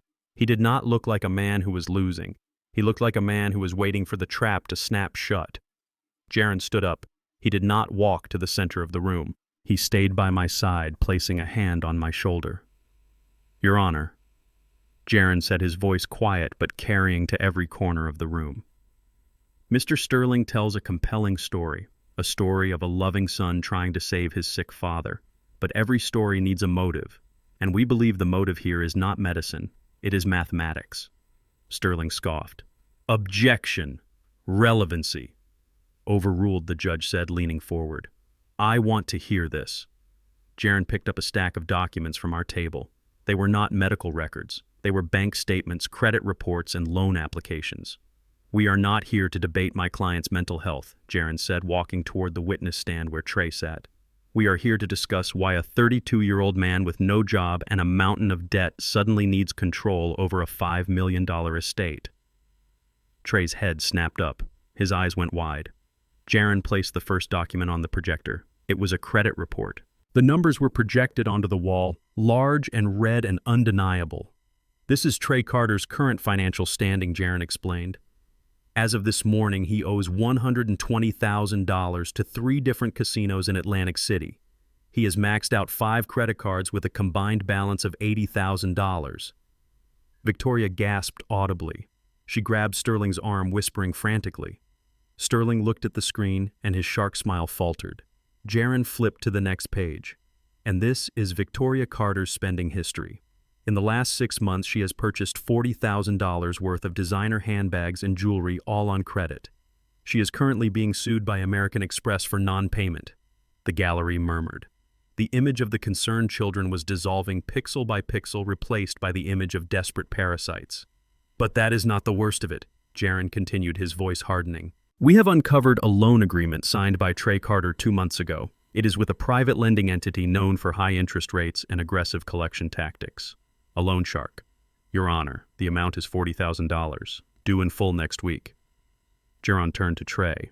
You did not file for guardianship because you care about your father, Trey. You filed because you have a deadline. You need his liquid assets to pay off the people who are threatening to break your legs. Is that correct? Trey turned pale. He looked at the judge, then at me. His mouth opened, but no sound came out. "Objection," Sterling shouted, standing up. "This is character assassination. My client's debts are not on trial here. The motive is absolutely on trial, Mr. Sterling," the judge roared, slamming his gavel. "Sit down." Jaron was not finished. He pulled out the final document, the affidavit from the FBI regarding the forged medical records. "Your Honor, the medical file Mr. Sterling presented was not created by a doctor. It was purchased. We have a sworn statement from the forger Paul Hayes, who is currently in federal custody. He confirms that Trey Carter paid him $50,000 stolen from Samuel Carter's own accounts to fabricate a diagnosis of schizophrenia. This is not a guardianship petition. This is a heist." The courtroom erupted. The judge stared at Sterling with cold fury. Sterling was frantically shuffling papers, trying to find a defense that did not exist. Victoria was weeping, her face buried in her hands, but I knew they were tears of terror, not remorse. She realized the money was gone. She realized the game was over. I looked at my son. He was shrinking in his chair. He looked small. He looked like the boy who used to break things and hide the pieces, hoping I would not notice. But he had broken something that could not be glued back together. He had broken us. The judge called for order. He was red in the face. "Mr. Sterling, I suggest you advise your clients of their right to remain silent because I'm about to forward this entire transcript to the district attorney. This hearing is suspended pending a criminal investigation." As the gavel came down, a sound cut through the noise of the courtroom, a cell phone vibrating against a wooden table. It was Trey's phone. It was sitting right in front of him. The screen lit up. Trey looked down. He saw the message. I saw him read it. I saw the blood drain from his face until he looked like a corpse. His hands began to shake violently, rattling the table. He looked up. He did not look at his wife. He did not look at his lawyer. He looked at me. His eyes were wide, filled with a primal, animalistic fear. He mouthed one word. "Dad." It was a plea. It was a beg. He was telling me without speaking that the deadline had arrived. The people he owed money to were watching. They knew he had failed. They were coming for him.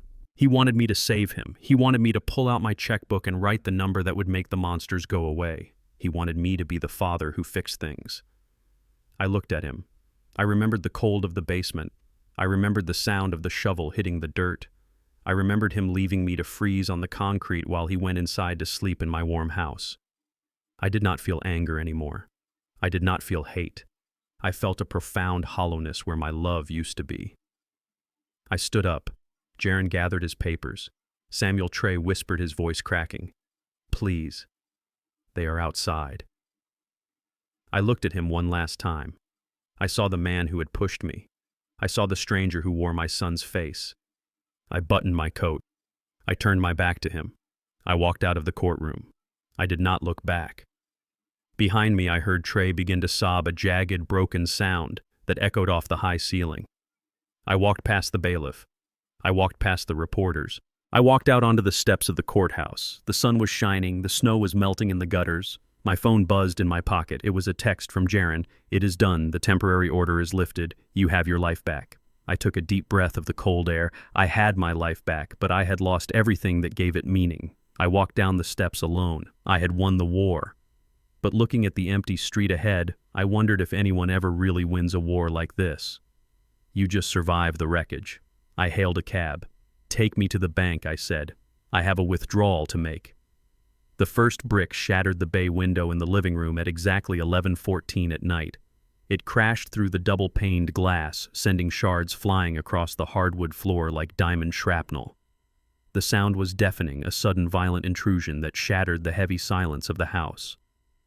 I was sitting in my armchair staring at the fireplace, but I did not flinch. I had been expecting this. Physics dictates that when pressure builds in a closed system, eventually something has to blow. Trey screamed a high-pitched sound of pure terror and scrambled backward, crab, walking away from the window. Victoria dropped the glass of wine she had been nursing, and it shattered on the floor, mingling with the broken window glass. Outside the house, chaos erupted. Voices were shouting. Heavy boots kicked against the front door. Something metal clanged against the siding. They were not trying to be stealthy. This was not a burglary. This was a siege. They wanted us to know they were there. They wanted the fear to do the work for them. Trey crawled behind the sofa, his face gray. "It is them," he whimpered.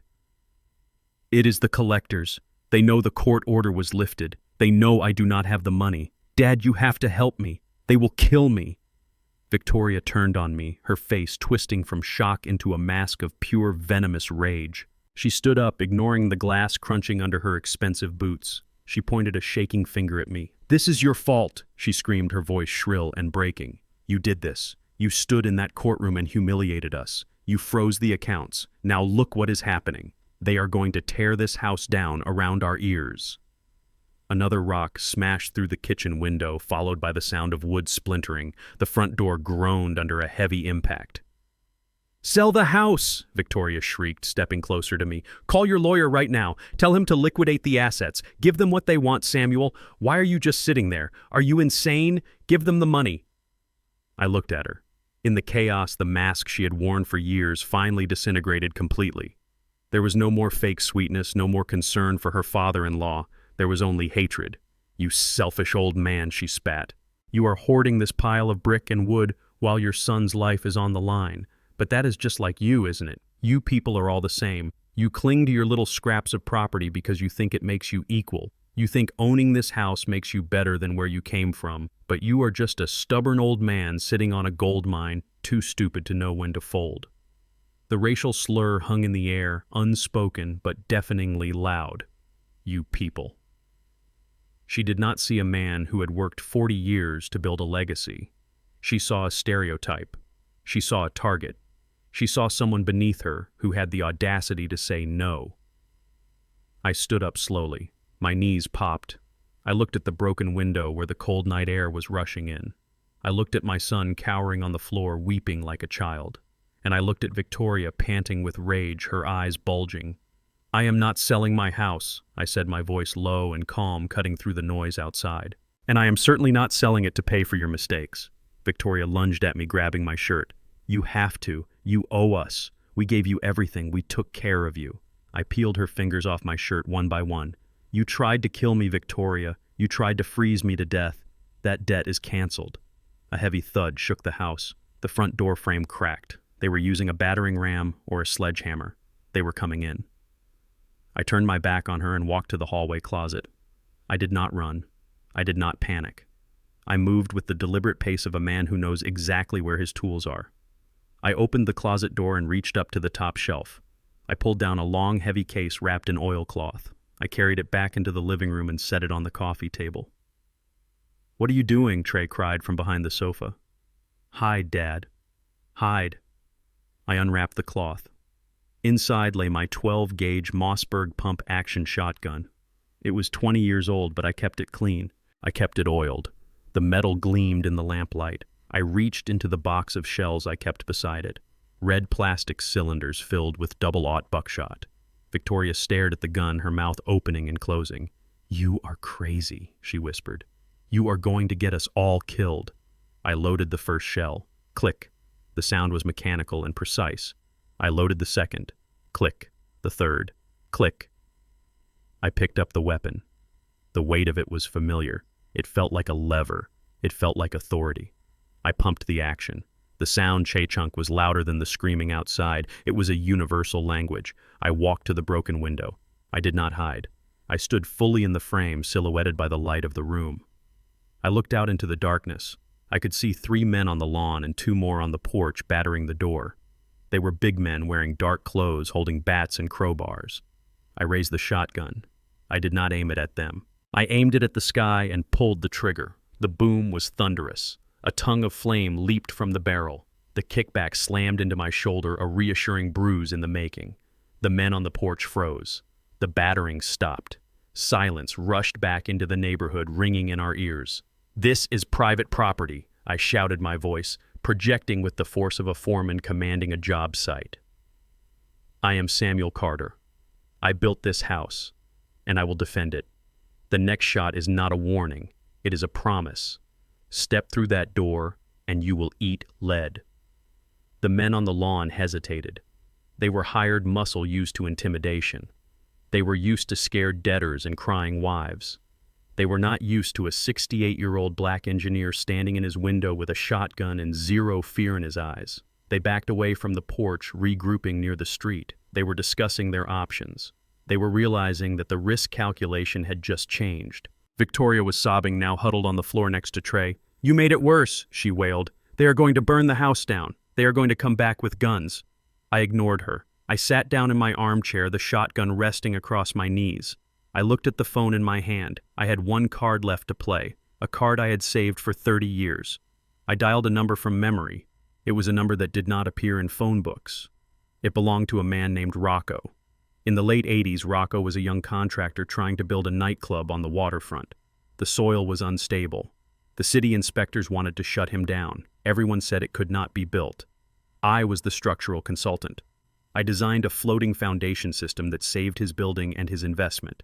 Rocco went on to become the biggest figure in the city's organized crime syndicate. He was a dangerous man, but he was a man who understood the value of a solid foundation. And he owed me. The phone rang 4 times. "Yeah," a gravelly voice answered. "Who is this?"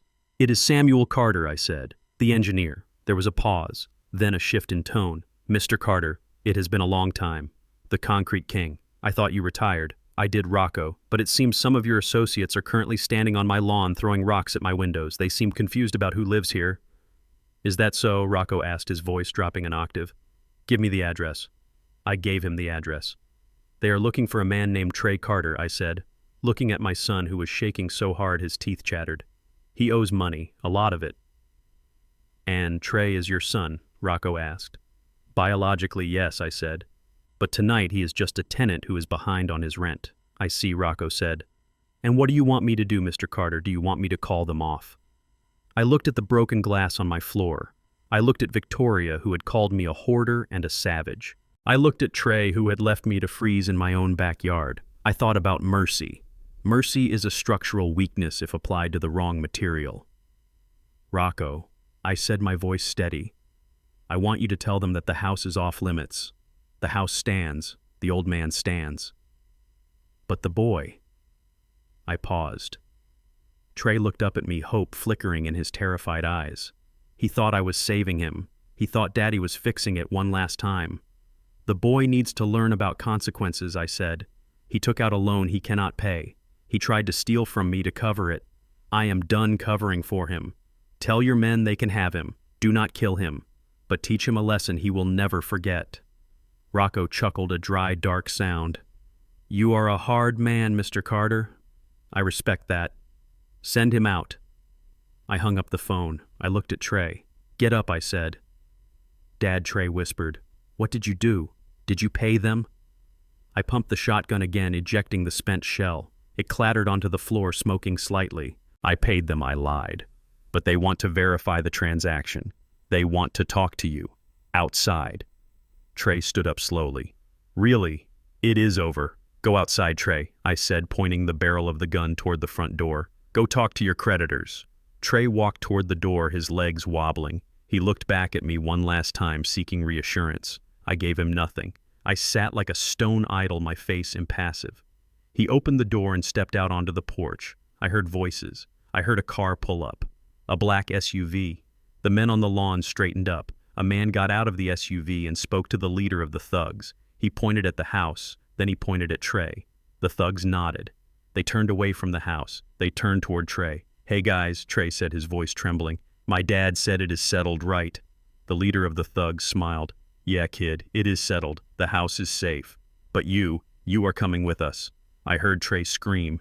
It was a short, sharp sound cut off abruptly. I heard the sound of a struggle, bodies hitting the frozen earth. I heard the car door slam. Tires squealed, then silence. Victoria crawled to the window and looked out. "They took him," she whispered, her face draining of all color. "They put him in the trunk." "Oh my God, Samuel, what did you do?" I stood up and walked to the kitchen. I swept the broken glass off the counter with my sleeve.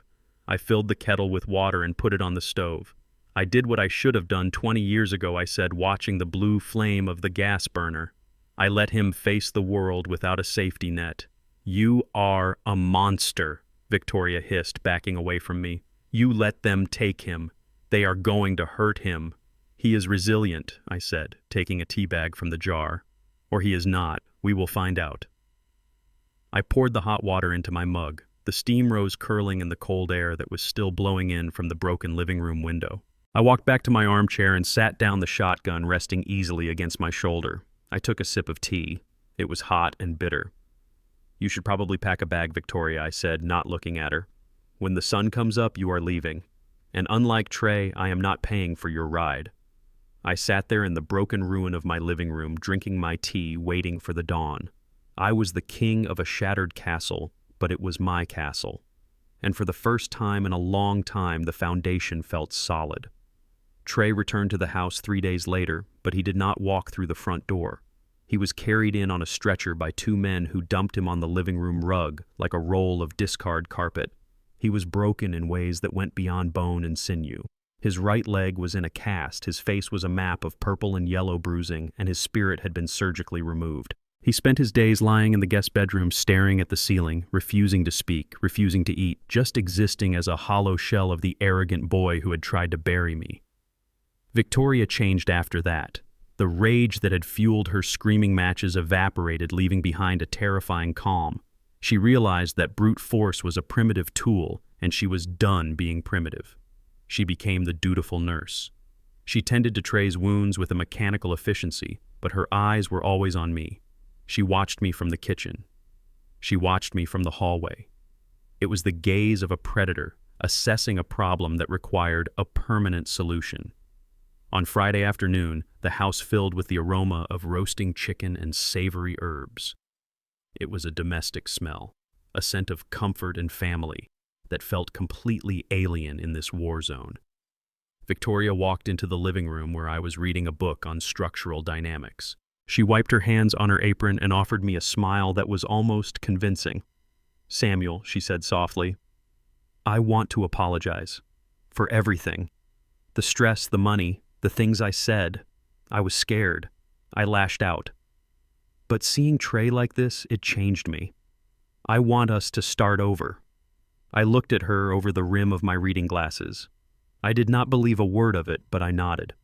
Survival requires observation, and I needed to see where this performance was leading. "I am making a special dinner," she continued. "Chicken soup with dumplings. It is my grandmother's recipe. It is healing food. I think we all need some healing." She went back to the kitchen. I stood up and walked quietly to the doorway. I watched her back as she stood over the stove. She was humming. She reached into the pocket of her apron and pulled out a small glass vial. She uncorked it and poured the contents into a single bowl that was set apart from the others on the counter. She stirred it gently, the spoon clinking softly against the porcelain. I sniffed the air. I spent 40 years on industrial sites. I know the smell of concrete dust, diesel, and ozone, but I also know chemistry. You cannot build bridges without understanding the chemical composition of rust and decay. As the steam from the pot wafted toward me, I caught a faint underlying scent beneath the sage and thyme. It was sweet, sickly sweet, like bitter almonds crushed into a paste. Cyanide, or perhaps a concentrated arsenic compound derived from peach pits. It was an amateur's poison readily available if you knew where to look on the dark corners of the internet. She was not trying to drug me. She was trying to stop my heart. I stepped back into the shadows before she turned around. My heart hammered a slow, heavy rhythm. She had escalated. She had decided that if she could not bully me or freeze me, she would simply erase me. I went to my room and locked the door. I could have called the police right then. I could have told them she was poisoning the food, but it would be my word against hers. She would claim it was seasoning. She would wash the bowl. The evidence would vanish down the drain. No, I needed witnesses. I needed the kind of proof that could not be washed away. I picked up my phone. I called Sheriff Miller. We were not close friends, but we had served on the town council together 10 years ago. He was a man who respected order. "Sheriff," I said when he answered, "it is Samuel Carter. I am having a small dinner party tonight to celebrate my son's return home. I would be honored if you could join us. I have some concerns about neighborhood security I would like to discuss off the record." He hesitated, then agreed. A free meal and a chance to talk shop was hard to turn down. Then I called Ms. Hattie. "Hattie, put on your Sunday best," I told her. "I am sending a cab for you. We are having soup." Dinner was served at 6 o'clock sharp. The dining room table was set with the good china dishes I had not used since my wife passed. Victoria had gone to great lengths to create an atmosphere of reconciliation. Candles flickered. Napkins were folded into swans. It was a funeral wake disguised as a celebration. Sheriff Miller sat at the head of the table looking large and uncomfortable in his uniform. Ms. Hattie sat to my right, her eyes darting around the room, taking in every detail like a surveillance camera. Trey had been wheeled out in a chair and sat slumped at the end of the table, looking like a ghost haunting his own life. Victoria entered from the kitchen carrying a tray. There were 4 bowls of soup. 3 were standard steaming and fragrant. The 4th, the one she had prepared separately, had a slight garnish of parsley that the others lacked. A marker. She placed a bowl in front of the sheriff. She placed one in front of Trey. She placed one in front of Ms. Hattie. And then, with a smile that showed too many teeth, she placed the bowl with the parsley in front of me. "For you, Samuel," she said, her voice dripping with artificial honey. "I made sure to give you the extra dumplings. You need your strength." She sat down across from me. She did not have a bowl. "I am not hungry," she explained, catching my look. "I tasted it while I was cooking. I just want to watch you all enjoy it." The room went silent. The sheriff picked up his spoon. "Looks delicious, Mrs. Carter," he said. "Wait," I said, my voice sharp. The sheriff froze. Ms. Hattie looked at me, her hand tightening on her napkin. Victoria looked at me, her eyes wide and innocent, but I saw the tension in her jaw. "Is something wrong, Samuel?" I looked at the bowl in front of me. The steam rose, carrying that faint, sweet scent of death. I looked at Victoria. "You have worked so hard, Victoria," I said calmly. "You have nursed Trey. You have cleaned this house. You have tried to mend this family. It is not right that you sit there with nothing while we eat." "Oh, no, I am fine," she insisted, pushing her hair back nervously. "Really, Samuel, eat. It gets cold fast." I stood up. My chair scraped loudly against the wood floor. I picked up my bowl. "I insist," I said. "In my house, the cook eats first. It is a tradition, to show gratitude." I walked around the table. Victoria watched me, her smile faltering. I stood behind her chair. I placed the bowl with the parsley in front of her. "Eat, Victoria," I commanded softly. She stared down at the soup. Her face turned the color of ash. Her hands were trembling in her lap. "I cannot," she whispered. "I am allergic to sage." I smiled, cold and hard. "There is no sage in this, Victoria. I watched you make it. It is thyme and rosemary, and a special ingredient you added at the end." The sheriff lowered his spoon, slowly, sensing the sudden shift in atmospheric pressure. "Samuel, what is going on here?" he asked, his hand drifting toward his belt. "I am just trying to feed my daughter-in-law, Sheriff," I said, resting my hands on the back of Victoria's chair. "She seems reluctant to enjoy her own cooking." "Eat it," Victoria Trey croaked from the end of the table. His voice was rough, unused. "Just eat the damn soup so he shuts up." Victoria looked at Trey with hatred. She looked at the sheriff. She looked at the bowl. The steam was dissipating, but the threat remained. I feel sick," she stammered, pushing her chair back. "I need to lie down." She tried to stand up, but I put a heavy hand on her shoulder. "I am 68, but my grip is iron." She sat back down hard. "You are not going anywhere until you taste this," I said. She panicked. Her composure shattered. She lashed out with her hand, striking the bowl violently. "No!" she shrieked. The bowl flew off the table. It shattered on the hardwood floor, sending soup and dumplings spraying across the room. The liquid pooled on the polished wood, steaming and pungent. The room was frozen. The violence of her reaction was a confession in itself. And then came the sound of claws on wood. Victoria's dog, a small pampered terrier named Duchess, trotted into the dining room from the kitchen. The dog had always been Victoria's shadow, fed better than most people, treated like a child. Duchess smelled the food. No, Victoria screamed, lunging for the dog. "Duchess, stop!" But she was too slow. The dog reached the puddle of soup and lapped it up eagerly. 1 lick, 2 licks, 3. Victoria fell to her knees, grabbing the dog, pulling it away. But the chemistry was already at work. The dog let out a sharp yelp. Its body went rigid. It convulsed once violently, its legs kicking against Victoria's chest. Foam bubbled at its mouth, pink and frothy, and then it went still. The dog was dead in less than 10 seconds. The silence in the room was absolute. It was a heavy, suffocating blanket. The sheriff stood up his chair, falling over backward. He drew his service weapon, not pointing it, but holding it ready. Miss Hattie covered her mouth with her hand, a gasp escaping her lips. Trey stared at the dead dog, his eyes bulging out of his head. Victoria sat on the floor, the limp body of the dog in her arms. She was covered in soup and dog saliva. She looked up at me. There was no defense left. There were no lies that could cover a corpse. I looked at the sheriff. "Sheriff Miller," I said, my voice flat and devoid of emotion. "I believe you have probable cause to collect a sample of that soup for forensic analysis." The sheriff looked at the dead animal. He looked at Victoria shivering on the floor. He pulled his radio from his shoulder. "Dispatch?" "This is Sheriff Miller," he said, his voice grim. "I need a forensic team and a coroner to the Carter residence, immediately, and send a second unit. I have a suspect in custody." Victoria began to wail, a high, thin sound of total defeat. She rocked back and forth, clutching the dog she had killed with the poison meant for me. I sat back down at the head of the table. I picked up my napkin and wiped a speck of broth from the table. I looked at Trey. He was crying, silent tears streaming down his battered face.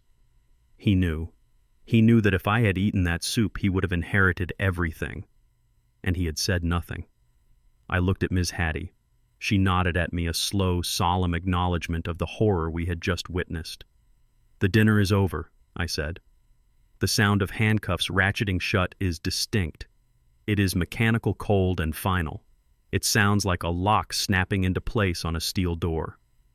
Sheriff Miller moved with a speed that belied his size. He pulled Victoria up from the floor where she sat cradling the dead terrier. Her dress was stained with broth and the foam from the dog's mouth. She looked at the sheriff with wide, uncomprehending eyes as he twisted her wrists behind her back. "You have the right to remain silent," the sheriff intoned, his voice flat and practiced. "Anything you say can and will be used against you in a court of law." Victoria began to scream. It was not a scream of fear. It was a scream of indignation. "Get off me! You cannot do this! I am the victim here. He made me do it." The sheriff did not pause. "You have the right to an attorney. If you cannot afford an attorney, one will be provided for you." Two deputies burst through the front door, their boots thudding heavily on the hardwood. They had been waiting outside for the signal. They took custody of Victoria, dragging her away from the table. She kicked and thrashed her heels, leaving black scuff marks on the floor I had polished just last week. I stood by the window watching the scene unfold with a detachment that frightened me. This was my daughter-in-law, a woman I had welcomed into my home, a woman I had hoped would bring joy to my son's life. Now she was a suspect in an attempted murder investigation, being hauled out of my dining room like common trash. Ms. Hattie sat frozen in her chair, her hands clutching her purse to her chest. She looked at me and then at the spilled soup on the floor. She crossed herself silently. The forensic team arrived moments later, men in white Tyvek suits carrying cases of equipment. They moved around the dining room with clinical efficiency. They swabbed the floor. They collected the shattered pieces of the bowl. They carefully placed the body of the dog into a bag. Every movement was a confirmation of the horror that had just occurred. They were treating my home like a crime scene because that is exactly what it was. I looked at the bowl sitting in front of Trey. It was untouched. The steam had stopped rising. The surface of the liquid had formed a skin. It looked innocent, just soup, but we all knew it was a weapon. The deputies pushed Victoria toward the door. She locked eyes with me one last time. There was no remorse in her gaze, only a terrifying blankness. She had played her hand and she had lost. She did not regret trying to kill me. She only regretted that she had failed. "Wait." The word cracked through the room like a whip. It came from the end of the table. Trey pushed his wheelchair back. He looked at Victoria being manhandled by the police. He looked at the dead dog, and then he looked at me. I expected him to defend his wife. I expected him to scream at the police, to demand a lawyer, to show some shred of loyalty to the woman he had conspired with. But I forgot who my son was. I forgot that a man who would steal from his father would betray anyone to save his own skin. Trey began to cry. It was a pathetic, ugly sound. Snot ran down his nose, mixing with the tears on his bruised face. "Dad," he blubbered, reaching out a hand toward me. "Dad, you have to tell them." I did not know. I swear to God, I did not know she was going to poison you. The room went silent again. Even the deputies paused. Victoria stopped struggling and turned her head to look at her husband. "What did you say?" she whispered. Trey did not look at her. He kept his eyes fixed on me, desperate and pleading. "She is crazy, Dad. I told her to stop. I told her we should just leave. She bought the stuff online. I saw the package, but I did not know what it was." I thought it was medicine. You have to believe me. He was rewriting history in real time. He was washing his blood-stained hands in the river of his own cowardice. Officer Trey shouted at the sheriff, "I want to make a statement. I am a witness. I saw her put something in the soup. I was scared. She threatened me. She said she would leave me if I said anything. I am a victim, too." I looked at my son. I felt a wave of nausea that had nothing to do with the poison. He was willing to send his wife to prison for life if it meant he could stay in the will. He was willing to paint himself as a hostage in his own marriage just to keep access to my bank account. "Trey, please," I said, my voice quiet. "Stop." "No, Dad, listen." Trey babbled, his words tumbling over each other. "If she goes to jail and I testify against her, we can go back to normal, right? The court order is gone. I can stay here. I can help you. We can fix the house. I need this, Dad. The guys I owe money to, they are not going to wait. If I do not pay them, they will come back. You saw them. You have to help me." It was always about the money. Even with a dead dog on the floor and his wife in handcuffs, his only thought was the debt. His only God was the dollar. Victoria stared at him. Her mouth hung open. The shock on her face was genuine. She had been willing to kill for him. She had been willing to destroy me to save him. And now he was throwing her to the wolves without a second thought. "You coward," she hissed. Trey ignored her. He looked at the sheriff. "Arrest her. Take her away. She killed the dog. She tried to kill my father. I am the one who called you, right? I am the good guy here." He had not called anyone. I had called the sheriff. But in Trey's mind, the lie was already becoming the truth. He was a survivor, a parasite that would detach from a dying host to find a new one. And then the dam broke. Victoria let out a sound that was not human. It was a guttural roar of pure betrayed fury. She threw herself backward, breaking the grip of the deputy holding her left arm. She lunged toward the table, not at me, but at Trey. "You lying piece of filth," she screamed, clawing at the air. "You want to talk about truth? You want to tell the sheriff what happened? Fine. Let us tell him everything." The deputies grabbed her again, wrestling her back, but she was fueled by the adrenaline of hatred. She twisted her body to face the sheriff, her eyes wild. "He pushed him," she shrieked, pointing a shaking finger at Trey. "It was not an accident. We did not slip. He pushed Samuel off the cliff. It was his idea. He said it was the only way to get the money fast enough." Trey turned white. "Shut up, Victoria. She is lying. She is trying to blame me." "I am lying." She laughed, a manic, terrifying sound. "Who cut the wire, Trey? Who went into the utility closet and cut the heater wire so his own father would freeze to death? It was you. You held the wire cutters. You said old men die in the cold all the time." The sheriff looked from Victoria to Trey. He pulled a second pair of handcuffs from his belt. "That is not true," Trey stammered, backing his wheelchair away. "She is making it up." He dug the hole. She continued, the words pouring out of her like vomit. "He was the one who wanted to bury you in the backyard after you died. He had the shovel. He said we could pour concrete over you and claim you ran away. He planned it all. I was just helping him. I was trying to save his miserable life because he is too stupid to fix his own mistakes." Trey looked at me. His eyes were wide with panic. "Dad, tell them. Tell them I would never do that." I looked at him. I remembered the cold wind on the mountain. I remembered the sensation of his hands on my chest, shoving me into the void. I remembered the sound of the wire cutters in the dark. I said nothing. The sheriff walked over to Trey. "Turn around, son," he said. "No," Trey whimpered. "No, please. I am injured. My leg." "Turn around," the sheriff repeated, his voice brooking no argument. Trey began to sob again.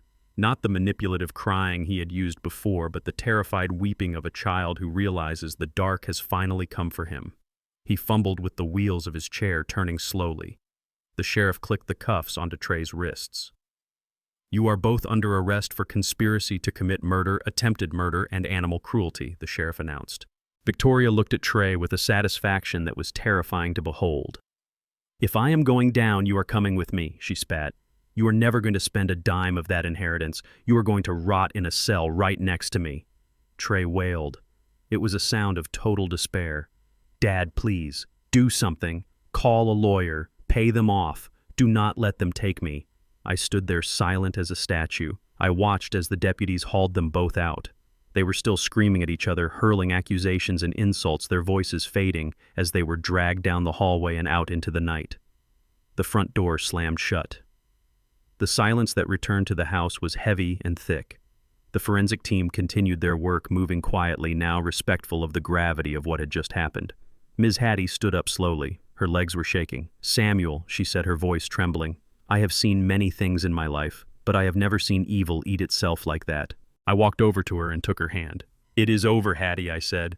"The poison has been drawn out." She looked at the empty chairs where my son and his wife had sat. "They are gone, Samuel. But what do you have left?" I looked around the room, the fine china, the crystal glasses, the stains on the floor, the empty house. "I have the truth," I said, "and I have peace." But as I looked at the spot where Trey had sat, where he had begged me for money while plotting my death, I felt a coldness in my heart that I knew would never truly thaw. I had won. My enemies were in chains. My fortune was safe, but I had lost the only thing I had ever really wanted to build. A family. I turned to the lead forensic officer. "When you are finished here," I said, "lock the door. I am going to a hotel. I cannot sleep in this house tonight." I walked out into the cold night air, leaving the lights on behind me. The snow had started to fall again, covering the tracks of the police cars, covering the blood, covering the sins of my son. I watched it fall white and clean and indifferent. The world was resetting, and tomorrow so would I. The handcuffs clicked and the patrol cars pulled away, leaving silence in their wake. The flashing red and blue lights faded into the distance, replaced by the cold, steady glow of the street lamps. I stood on my porch, the cold air biting at my exposed skin, but I did not feel it. The adrenaline that had sustained me for the last week was beginning to ebb, leaving behind a bone-deep exhaustion. I turned back to the house. The front door was broken. The windows were shattered. My dining room smelled of bleach and dead dog. It was a crime scene. It was a ruin, but it was still standing. I walked into the kitchen where Ms. Hattie was sitting at the small table nursing a cup of tea. She looked small in her Sunday coat, but her eyes were bright and alert. She had watched the arrest with the satisfied expression of a woman seeing a long overdue bill finally getting paid. I poured myself a cup of black coffee and sat down opposite her. The steam rose between us. "Hattie," I said, my voice raspy, "I need to ask you something." She looked at me over the rim of her cup. "Ask away, Samuel." "That day at the grocery store," I said, "you told me not to touch the snow. You told me to watch it. You knew they had not gone to New York. You knew they were still here." "How?" "I am an engineer. I deal in load bearings and tensile strengths. I deal in things I can measure and calculate. But Hattie dealt in something else. She dealt in the patterns of the neighborhood." Hattie set her cup down. She smoothed the tablecloth with her wrinkled hand. "I did not see their car leave, Samuel," she said. "I sit on my porch every morning at 4 a.m. I have insomnia. I drink my tea and I watch the street. I heard the engine rev. I heard the door slam. But I never saw headlights go down the road. That made sense, but it was not proof. They could have parked around the corner." "But that is not what told me," she continued. "It was the snow, Samuel. The snow tells on everyone if you know how to look." She pointed a finger toward the back of the house, toward the yard that was now a churned mess of mud and ice. "Your storm cellar," she said. "It has a ventilation pipe, a small iron pipe that comes up near the azalea bushes. You painted it green years ago so it would blend in." I nodded. It was a passive vent designed to keep the air circulating so the concrete would not sweat. "It snowed 6 inches on Tuesday," Hattie said. "The whole yard was white. The roof was white. My yard was white. But around that little green pipe the snow was melted. There was a circle of black earth about 2 feet wide, and the snow on the bushes right above it was dripping wet." I stared at her. "Thermodynamics. Heat transfer. I watched it all week," Hattie said. "Steam was coming out of that pipe, Samuel, not just air, steam, hot air. Someone was down there running a heater. Someone was down there breathing and moving and generating heat. If it was just storage, the ground would be frozen solid, but the earth was warm." She tapped her temple. "I knew they were down there," she whispered, "and I smelled it too, when the wind shifted. It did not smell like musty old paper. It smelled sharp, like cat urine and burned plastic. I thought maybe a skunk had died in there. But skunks do not run heaters." I sat back in my chair. She had seen the heat signature. She had analyzed the anomaly. She was a better engineer than I was because she paid attention to the variables I had ignored. "Thank you, Hattie," I said. "You saved my life." She shrugged. "We look out for our own Samuel." A heavy knock at the back door interrupted us. It was the lead forensic officer. He looked grim. His white suit was stained with dirt and grime. He held a clipboard in his gloved hand. "Mr. Carter," he said, "we need you to come down to the cellar. There is something you need to see."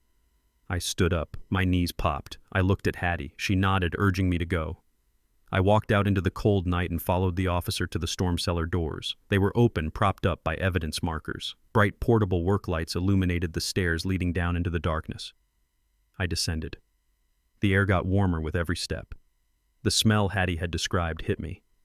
It was not just mold. It was a chemical stench that burned the inside of my nose. Acrid, sour, dangerous. I reached the bottom landing. The space where I had stored my life's work was unrecognizable.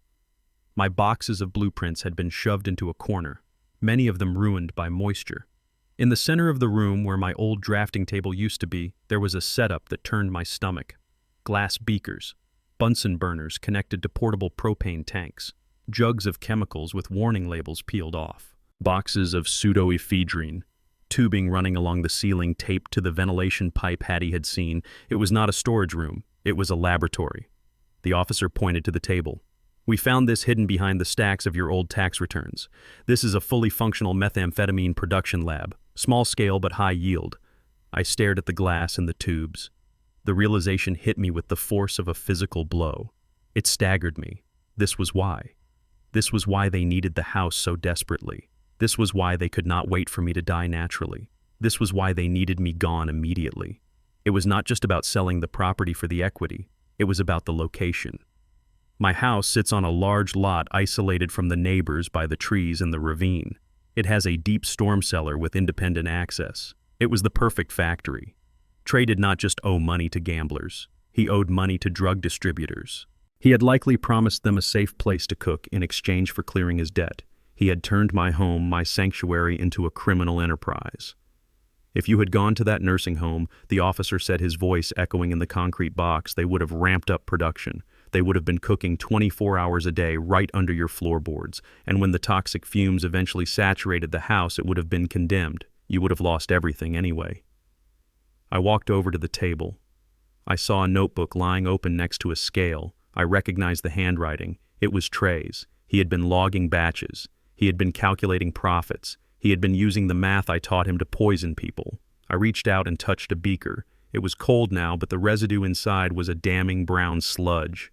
So the debt, I whispered. The $100,000. It was front money, the officer confirmed. The cartel gave him the precursors and the equipment. He guaranteed them a return. When he could not deliver because you were still in the house, the interest started compounding.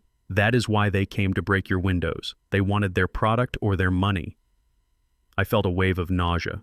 My son was not just a thief. He was a manufacturer of death. He had brought this poison into the house where his mother had died. He had defiled the very foundation of our family. The officer turned to me. "This changes everything, Mr. Carter. This is no longer just a domestic dispute or an attempted murder case. This is federal. Manufacturing a controlled substance with intent to distribute. Conspiracy. RICO statutes might apply." "What does that mean for them?"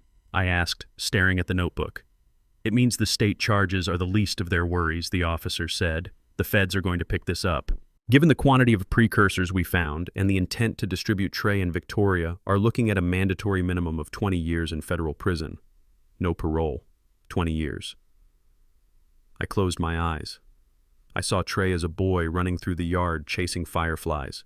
I saw him graduating high school, his gown flapping in the wind. I saw the man he had become pushing me off a cliff. 20 years was a lifetime. By the time he got out, I would be nearly 90 or dead. He had effectively sentenced himself to a life without a father, just as he had tried to sentence me to death. I turned away from the lab.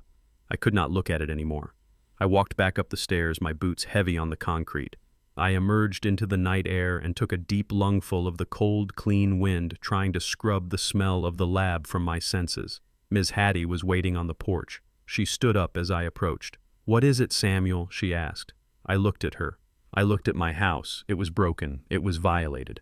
But it was still standing. "It is over, Hattie," I said. "They were cooking drugs down there. That is why the snow melted." Hattie shook her head slowly. Lord have mercy, those fools. They traded a kingdom for a cage. I sat down on the porch step next to her. I looked out at the yard. The police were putting up yellow tape around the cellar doors. The crime scene unit was bringing in more lights. My quiet suburban life had become a spectacle. But I felt a strange sense of peace settling over me. The rot had been cut out. The cancer had been removed. It was painful, and it left a scar, but the body would survive. The officer came up the stairs. Mr. Carter, we are going to need to seize the house temporarily for evidence processing. It will take a few days to clear the hazmat situation. Do you have somewhere to go? I nodded. I have a hotel room, I said. Good, the officer said. We will let you know when it is safe to return. I looked at the officer. Officer, I said, I do not think I will be returning. He looked surprised. Sir, this house, I said, looking at the shattered windows and the trampled snow, it has served its purpose. It sheltered my family. It held my memories. But it is tainted now. The foundation is cracked. I stood up. I helped Miss Hattie to her feet. I am an engineer, I said. I know when a structure is compromised. I know when it is time to demolish and rebuild. I walked to my truck. It was still running, the heater blasting. I opened the door for Ms. Hattie. Where are we going, Samuel? She asked, settling into the warm seat. We are going to get breakfast, Hattie, I said, climbing into the driver's side. And then I am going to buy a map. A map, she asked. Yes, I said, putting the truck in gear. I hear the soil in the south is good this time of year. No snow, no ice, just sun. I pulled out of the driveway. I did not look back at the house. I did not look back at the cellar. I drove past the spot where Trey had tried to kill me. The tire tracks of the police cars had churned the snow into gray slush. I turned onto the main road. The sun was beginning to rise, painting the sky in shades of violet and gold. It was a new day. My son was in a cell. My house was a crime scene. My past was a wreckage. But I had my life. I had my dignity. And I had $5 million that no one knew about. I looked at Hattie. She was smiling, watching the sunrise. I think I am going to build a new house, I said. Something smaller. Something stronger. And this time I whispered to myself, I am going to be the only one with the keys. The house sold in 3 days. I did not haggle, and I did not hold out for the highest bidder. I priced it to move because every minute I spent inside those walls felt like I was breathing in toxic fumes. The hazmat team had cleared the basement, stripping it down to the bare concrete studs, but the smell of betrayal lingered. It was in the drywall. It was in the floorboards. It was a ghost that no amount of sage or bleach could exorcise. I hired a moving crew to take only what mattered.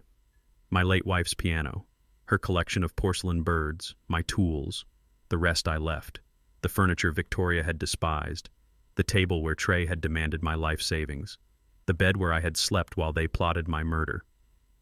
I left it all. Let the new owners deal with the ghosts. I walked through the empty rooms one last time. My footsteps echoed on the hardwood. I stopped in the kitchen where Victoria had poisoned the dog. I stopped in the living room where I had held a shotgun against the dark. I felt nothing. No nostalgia, no sadness, just a profound sense of closure. This house was a bridge that had collapsed. You do not try to patch it up. You do not try to prop it back up. You condemn it. You clear the rubble. And you move on. I handed the keys to the real estate agent, a young woman who looked at me with pity. She knew the story. Everyone in town knew the story. Are you sure you do not want to take one last look? Mr. Carter? She asked. I have seen enough, I said. I walked down the driveway past the spot where I had bled into the snow. The stain was gone, washed away by the melting ice. The oak tree stood silent in the backyard, guarding its empty hole. I did not look back. I got into my truck and drove away. I did not feel like I was leaving home. I felt like I was escaping a prison. I drove south. I drove until the snow turned to rain and the rain turned to mist, and the mist burned off to reveal a sun that actually felt warm on my skin. I crossed state lines, leaving the gray winters of the Northeast behind.